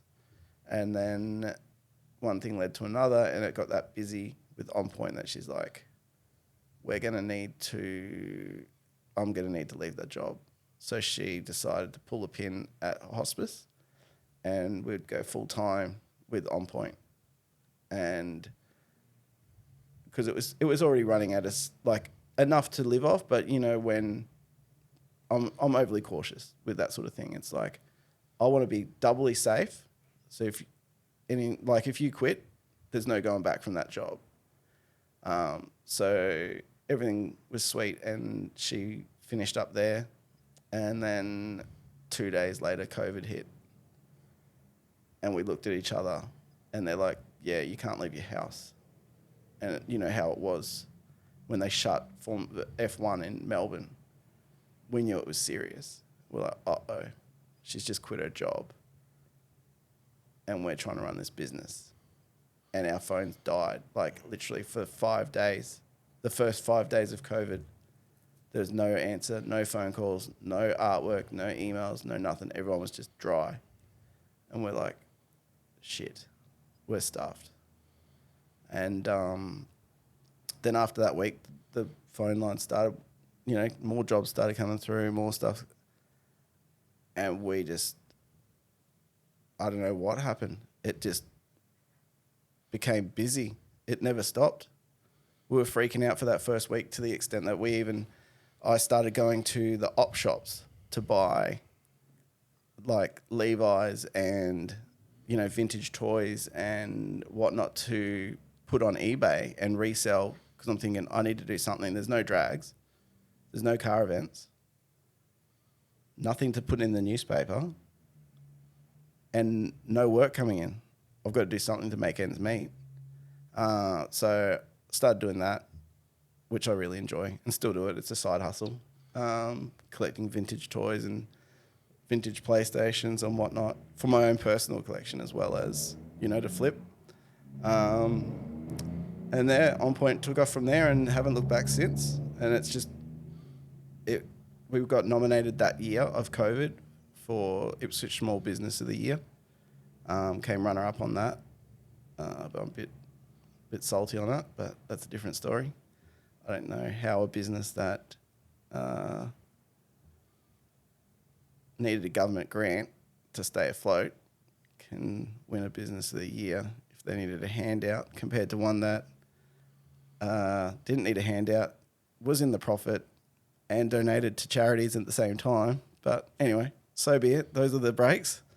So that was that. And then this year we came out and took out runner-up in Sydney for Business of the Year, and then we took out the one, I'm not sure, Business Excellent Awards this year for Ipswich. So there's a lot of hard work that goes behind the scenes. And then, of course, we do volunteer work as well, which most people probably wouldn't see me and think that I do volunteer work on the side. So, and what do you do there? There's a company, well, it's a charity called Lisa's Lunches. And what it is people can donate. It can be little as one, a popper pack, or, the chips, basically they put like a popper, some chips, muesli bar, a healthy snack in lunch bags, and it's all volunteer, all donated. And families that are going through the cancer journey, we'll give them, like we pack, say there's 13 weeks in a term, 5 days of school. So we'll put together, 60 lunches per child in a box and drop it off to those families that are in need. Or not so much need, it just gives them the time to, every day if they're making lunches or got to go to the shops and the mum or the dad's in hospital going through chemo or whatnot, or in palliative care, they don't need to worry about doing that. So they can just grab one of those boxes, the kids' lunches are sorted, happy days, and then they've got time to spend with each other before the end. And then on top of that, they've also made boxes that have got toothbrush, deodorant, socks, Sudoku or colouring in book or whatnot for those family members that a lot of people go to hospital not knowing something's wrong, I'm sick. And they go, oh, you're terminal, you've got 3 days left. And the family don't want to leave hospital. So we make these care packs and they go in the palliative care ward so those families can stay with their loved one while they've got a Sudoku colouring in book to do, Sudoku puzzles or colouring, those adult colouring in books, or they've got deodorant or a hairbrush or a toothbrush, to help them feel normal because they don't want to go home and leave that loved one. And that's all volunteer and donations. It's no admin fees, no nothing. Karen works alongside me with that, as well as Jackie and a few of the other people in Ipswich. They actually had an event on yesterday and raised 10 grand. So,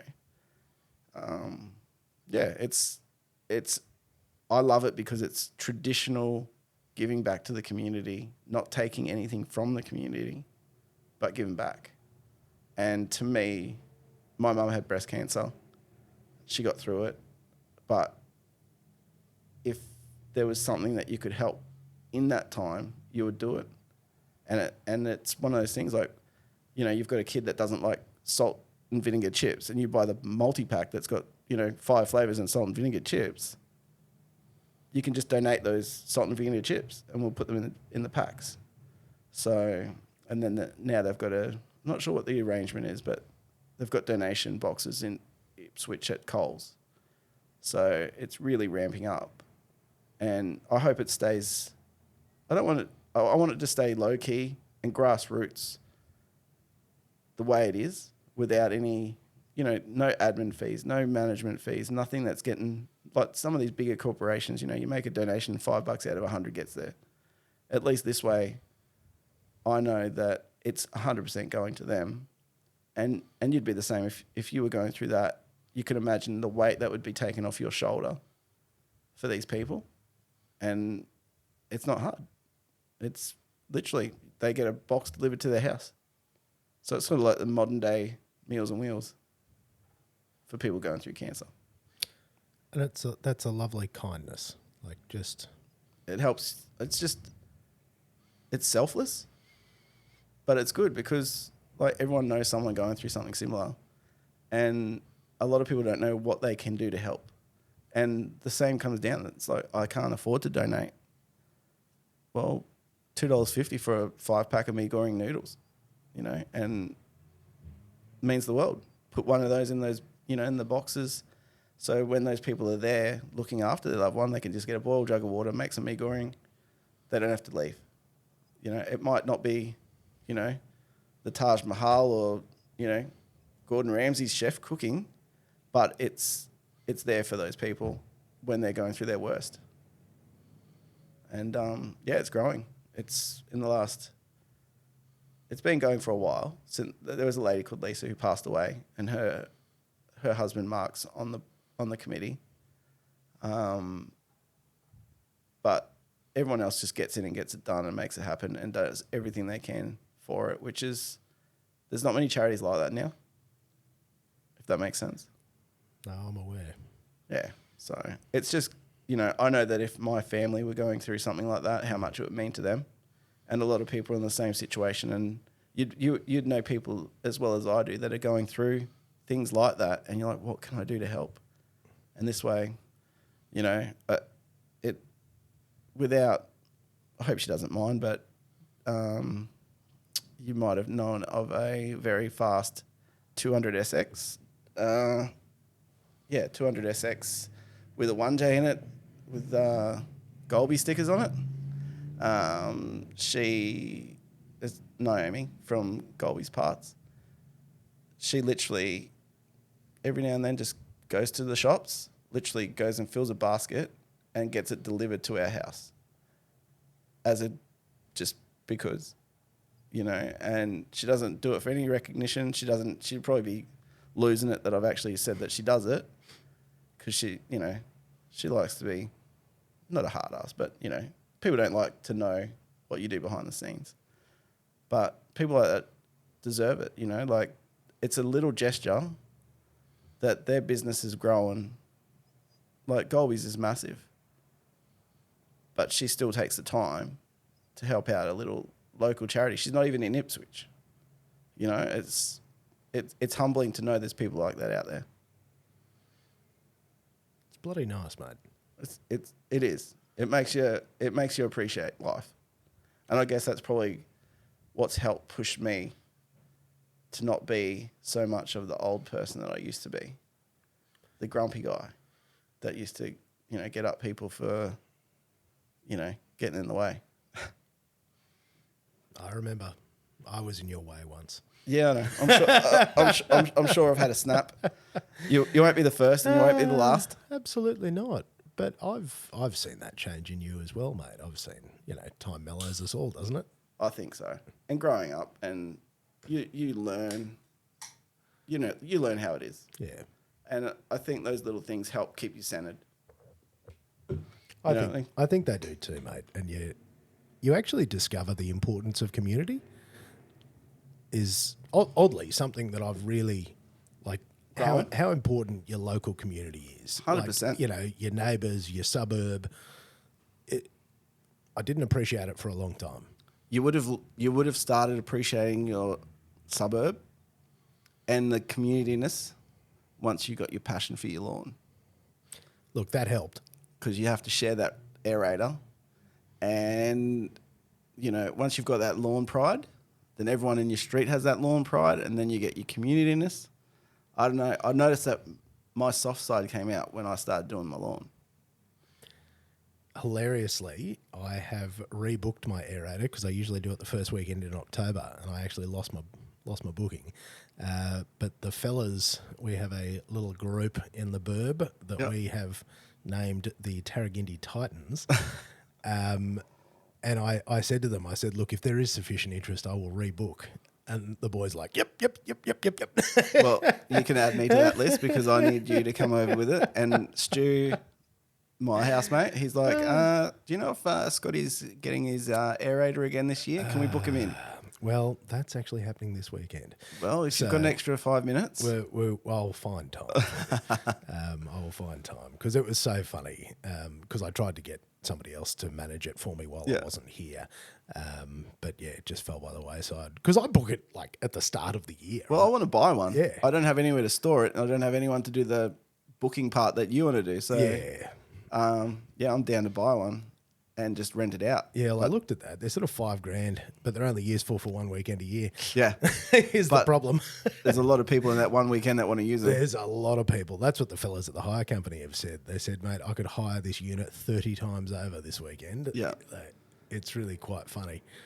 It makes a difference, though. Oh, mate, it does make a difference. My lawn actually looks very sad at the moment.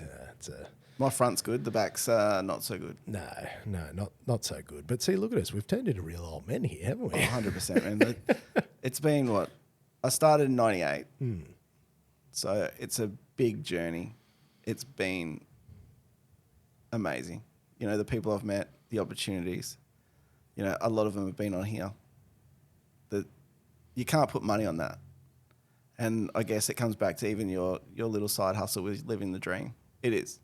We are living the dream. Well, we are. You know, I went to Bliss and Esso last night, and, you know, they're all about peace, love and unity and, you know, living your best life. And it's so true. You just got to make the most of it and be that person. And you do, and that's my whole ethos with this is, you know, it's whatever it means to you. It doesn't matter what it is. Just take that thing that you love doing and you just give it everything you've got. 100%. There's no way back. No. And it's surprising how well that works. It's yeah. Well, even you talking to me, and you're like, oh, people want to know what you're up to. And I'm like, I don't know people know who I am. And they're like, yeah, there's a few people out there that know who you are. A couple of people that know who you are. And I think that's the funny thing is whenever that conversation starts on the internet, all the people that go, me too, me too, me too, me too, me too. Because we all, you know, we all watched Dave Reid over, it's 20 crazy, odd years. It is crazy. You don't realise, and you don't realise the impact that you have on other people just by doing what you do. And that is the strange thing that many people who have come on this show have sort of said to me, because lots of them haven't spoken before. Lots of them have never been on a podcast before. Yeah. And you're lucky to see me talk, let alone I'm always the guy behind the camera for a reason. Correct. But it's really surprising, and it's also nice to just reminisce some of the things because you forget. So much. You forget how much you've done, how much you've been through, and you think of that young bloke, you know, back trying these things, and it reminds you why you do it in the first place, because it can be, I certainly find that, you know, work can be more annoying. Yeah. Once you've done a lot of things, you've got to keep finding new and interesting ways. Whereas back then, when, you know, had nothing and you just nothing but a dream. Well, not even that. I didn't even finish school. You know, I remember sending Christmas cards to my English teacher saying, "Get fucked, I made it," because the last memory from her was her throwing a duster at me. That got and I grabbed it and I threw it back and it got stuck in the whiteboard. It was a whiteboard duster that she threw at me, and I threw that back and it got wedged in the board, and I was kicked out of English. And pretty much from that moment, I'm like, I'm not going to school. And then I started writing articles for magazines, newspapers, all the rest of it, and it just shows that don't let anyone stop you. If you want to do it, make it happen. The only one stopping you is you. If that makes sense. Mate, it makes perfect sense, because we are the answer. Oh, that is actually something that's come to shock me, is that we actually already have the answer inside us. Yeah. And I'm like, well, that's annoying. Yeah. Except some of us get to travel all the way around, gallivanting around doing their thing. Mate, a little bit of gallivanting. But it's odd because I had to stop because I worked so hard to, again, attempt to make something of myself. It's so hard. People don't understand how much you sacrificed and how much you had to do, or me, to get by in the media world. It's not good. And then to have to step away from it was really heartbreaking. And I actually went back and I shot a season of TCR just because I really wanted. Yeah. Like I really missed it. But something has happened where I don't aspire to do that anymore. I am finding that I have different things to offer, and as much as I can do that one job, the experience has allowed me to do a couple of other things as well. Yeah.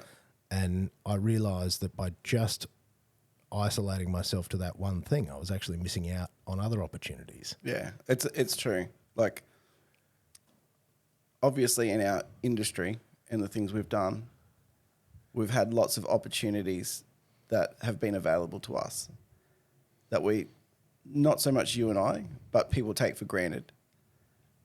Like meeting celebrities, like going for rides in drift cars, like V8 supercars, all sorts of things like that. Meeting people's icons. Like, I remember it happened to me at Winters. Karen's cousin came up, whose family are deep into drag racing. She hasn't been to the drag since she was a little girl. She used to go with her dad. Big fans of Victor Bray, big fans of Benny Bray. I know Benny Bray and Victor pretty good. Anyway, I said, come up, I'll take you to the Winters. So we get there. I'm like walking her through the things. Ben Bray comes up, starts talking to me. She's like stopped in her tracks, like there was a train, like a deer in headlights. She's just like, what? And she's like, that's Ben Bray. I'm like, yeah. I'm like, Ben. He's like, what? And he just says something smart, and she's just like gobsmacked that I'm having this conversation with Ben. But to give her that opportunity, that doesn't mean nothing to me, but it's a daily occurrence for me. But to share that with people like her, or family members, or people that have never experienced anything like that, I get much more of a buzz. Everyone's like, oh, you've got the best job in the world, you can do this. I would much prefer to be there, sharing my excitement and sharing that moment with her, with Karen, with you, with anybody. If I've got an opportunity, I will give that opportunity away rather than keep it for myself, because that means more to me. You know, the same as Graham Harrison, you know, from back to BoostCruising. He's been very successful, he works very hard. He's got his helicopter, all the rest of it. And you'll see him on Facebook, who wants to come for a ride in the heli on the weekend. You know, he gets a buzz out of trying to share that excitement with people that would never have the opportunity to go up in a chopper. You know, I remember this was back with COVID. Karen, my business partner, is very, very family. Like birthdays, they do there's 5 or 6 in their family. Every birthday they get together. Every Christmas they get together. Every opportunity. They're very, very, very, very family. And it was her birthday in COVID lockdown. So we live in Ipswich and the family live at the Gold Coast. And her family had COVID on her birthday. So she couldn't see them for her birthday. Anyway, I'd organised for her to go up in Graham's helicopter for a birthday present because she'd never been in a chopper. And he's like, yeah, right, no worries, be here. And the morning I woke up and it was raining. I'm like, oh, this is going to be dismal. Anyway, he goes, I'll let you know if it clears up, we'll go up. Anyway, so we went out to his house and it cleared up. He pushed the Lambo aside, pushed the Ferrari aside, pushed the other helicopter aside, pushed the helicopter out. He goes, all right, sick, let's go. Anyway, he's like, where do you want to go? I'm like, wherever you want, surprise us. Anyway, so we punch up in the air, start flying out. And he goes, oh, we'll go down the coast, we'll have a look at the, like, surfers. I'm like, sweet. Anyway, we're flying down there and I'm like, oh, that's Oxenford. Like, Maudslin, that's where Karen's family live. I'm like, I wonder if we could see her house from there. He goes, where are they? I'm like, oh, over there. Anyway, so Graham goes, we'll just fly over it. So I'm like, are you kidding? He's like, no. Anyway, so Karen gets on Facebook, messages her folks, go outside. The next minute, he's like flying over the top of their house so Karen could say happy birthday to her parents. So they could, you know, the whole happy birthday thing. So she got to see her family for the birthday. And that's the sort of person G-Man is. You know, you see all the people trying to take advantage of it, but that's the sort of dude he is. He the same with Gup. Both have got so much on in their life, but they still give back. And I guess it comes back with, I don't know if it's us growing older or what it is, but there's something that's going on. There must be something in the water, because you're looking at these good people doing this sort of stuff that no one knows about that. No one knows how much that made Karen's day, or the things that Gup does with the Christmas stuff. Like, I don't think he does Christmas. I think he spends Christmas Day giving out stuff to, like, people less advantaged, you know? And people wouldn't see that. Knowing Gup, everyone's like, oh, Gup's a dick. Gup's, you know, whatever. They don't know Gup. They don't. The same with Nikki. They both work their asses off at that business to make it what it is. And the amount of stuff they go through behind the scenes to make those events work is next level. And especially these days, especially with like the politics and legal side of stuff of these events. like the contract for Sydney for Powercruise is over a ream of paper long, and they'll change one or two words in that contract between years, and you'll see Nikki and Gup reading the contract, highlighting the words so they could see what's been changed since last year, like just to make sure everything's, cross the T's and dot the I's to make these events happen. And that's a testament in itself. Like, that's been going since 2003. And, I was going back to the old photos. You've got photos of the power skids. Power skids used to start at that control hut in the middle of pit lane. That's where they used to start the power skids from to see how far they could go. Now we're starting at the end of turn 6, blazing it past the finish line and starting to go in the corner, and they can't even judge it by that. They've got to judge it by smoke because they're going that far. It's just next level. It's come a long way. It's crazy. I do think that there is an appreciation, though, and particularly for people, as we've said, it's very hard to make something of yourself. And I think that there is a humility that comes with it, and I think that there is just a respect, because if you continue to, run your own show, and anybody that does, there is a mutual respect, because we all know how hard it is. You do. It's fucked. You got to give back. And Yeah. I think that's the biggest thing is just give back. If you can give back a tiny piece, it makes someone's life easier. Just, well, they say, mate, you can choose to be anything, so choose to be kind. It's free. Goes a very long way. And it's true. Like, you hear all these sayings when you grow up. Yeah. And you're like, whatever. And then you get to that mode when you're worrying about how your lawn's going to look and if your renovation on the lawn's going to go all right. And then you realise, hey, some of this stuff makes sense. Well, you realise how lucky you are to be able to have those problems. Yeah, well, that's true too. Like, that's a real blessing. I can't remember what it was the other day. There was someone that was, they didn't have something, or they didn't have money for something, or they couldn't afford to, it was like they couldn't afford to get their car fixed or something along those lines. And we just made it happen for them. And they were so thankful. And it was like, you forget about those people that are literally living from day to day and hoping for the best. And when you're in that position to be able to give back, you don't do it for any other reason. You just do it because, but then you're thankful to yourself that I'm in an okay place that I can actually afford to do that for them. Yep. And I'm sure you've been the same, mate. I've been on the bones of my ass for a long time. And 100%. I know what that feels like, and it is not a nice place. Yeah. And you just give back. It's a hard thing to be in that situation. And as you said, more people have been in that situation that won't admit to it. But as you said, if you can give back, and even like with the Lisa's lunches, if you can donate one packet of chips, it's feeding some kid one day for his lunch. It's humbling, and you just wish that if you're in a situation like that, then it's nice to know that there are people out there that will help you. Yeah. And I've always said it to a lot of people is, it's not, I know everyone's like, oh, it ain't weak to speak or whatever, blah, blah, blah. But,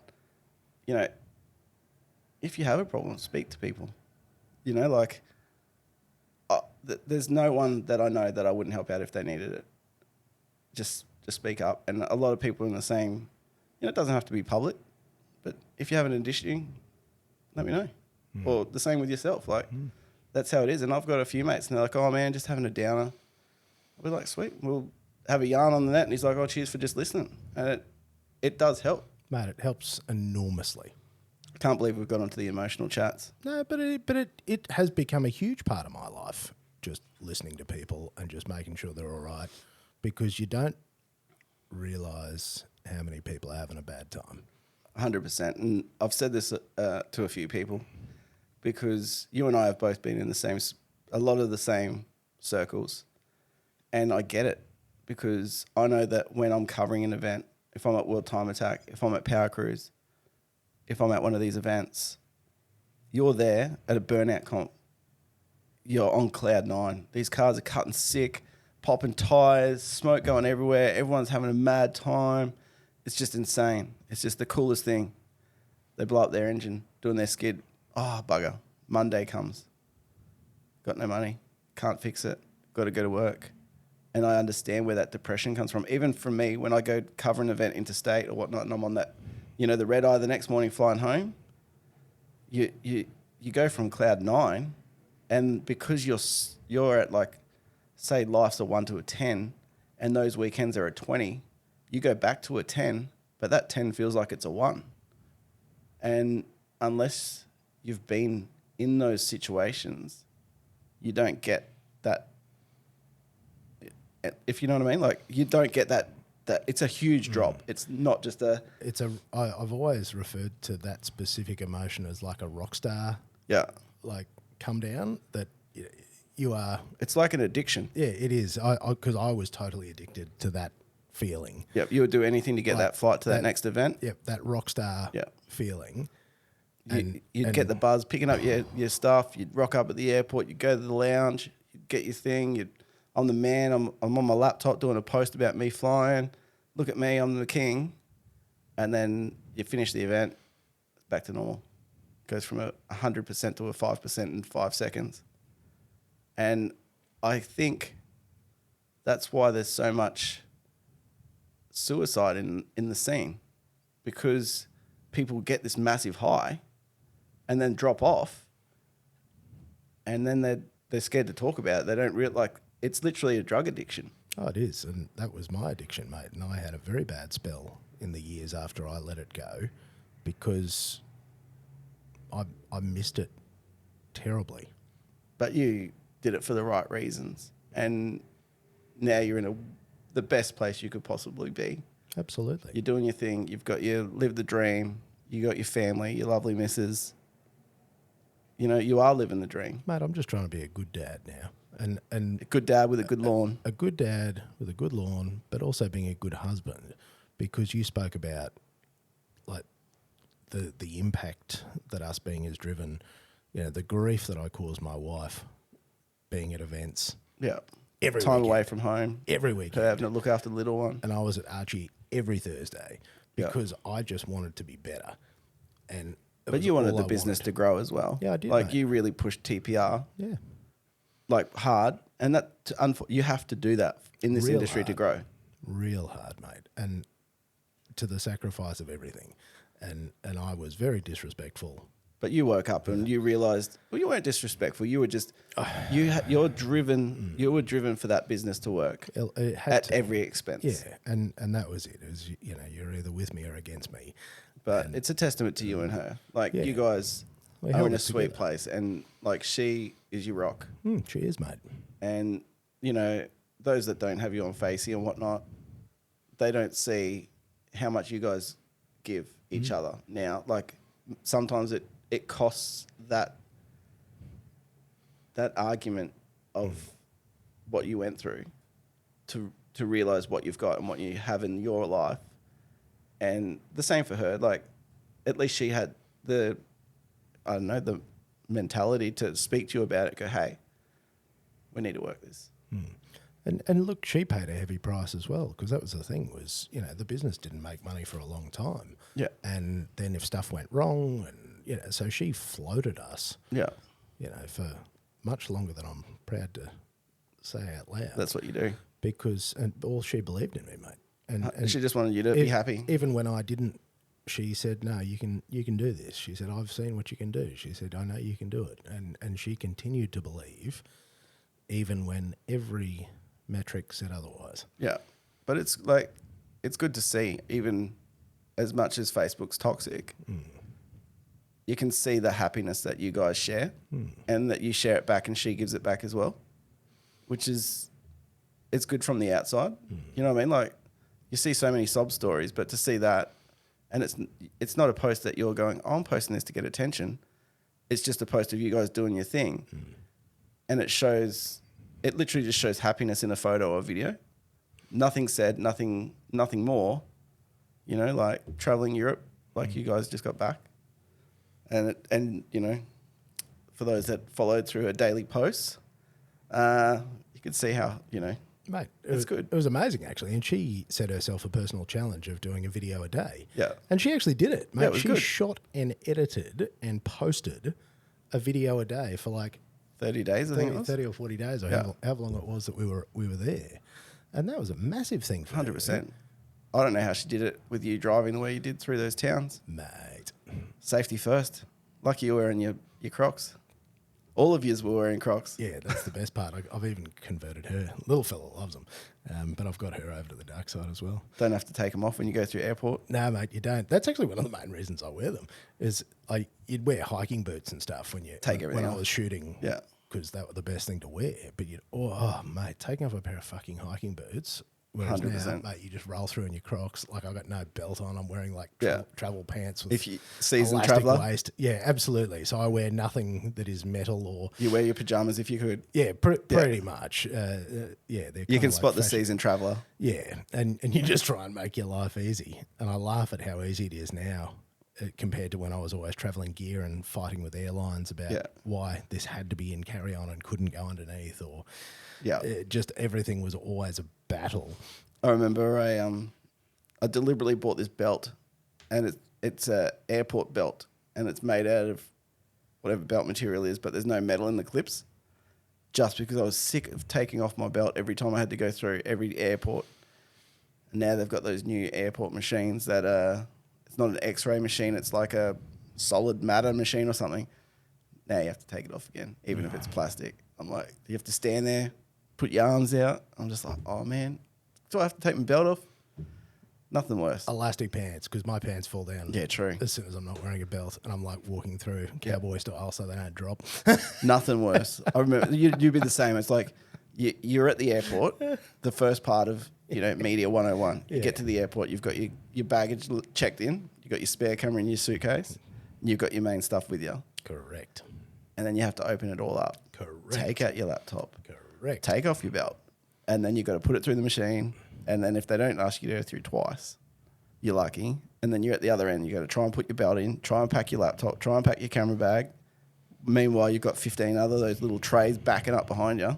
Always. And then, of course, as soon as you've packed it up, excuse me, sir, can I yes. please do a swab test? They do this because you've stood there so long that they've focused in on you. Nothing worse. Yes. I have many bitter memories of many big fights, and I even Qantas once made me put tape on the batteries because you'd have to carry your batteries on board, and they took my Leatherman off me, which my wife had given to me, so that was not good. But I was an idiot. I had that in my carry-on. But they made me, I think I had like 30 Canon batteries with me or something, and I had to sit there and tape each one. And I'm like, for fuck's sake, are we really going through this? Are we really doing this? That's the same as me. I was shooting for Team Bray Racing, and they sent me to Darwin for one of the drag events, and I put my bag in the transporter while I'm up there with the computer, so I edit from the transporter. Anyway, I got to the airport and gone through, and they're like, excuse me, sir, you're going to have to come over here. I'm like, what? They go, you've got a knife in your bag. I'm like, I've got no knife in my bag. It's my camera bag. I'm like, no.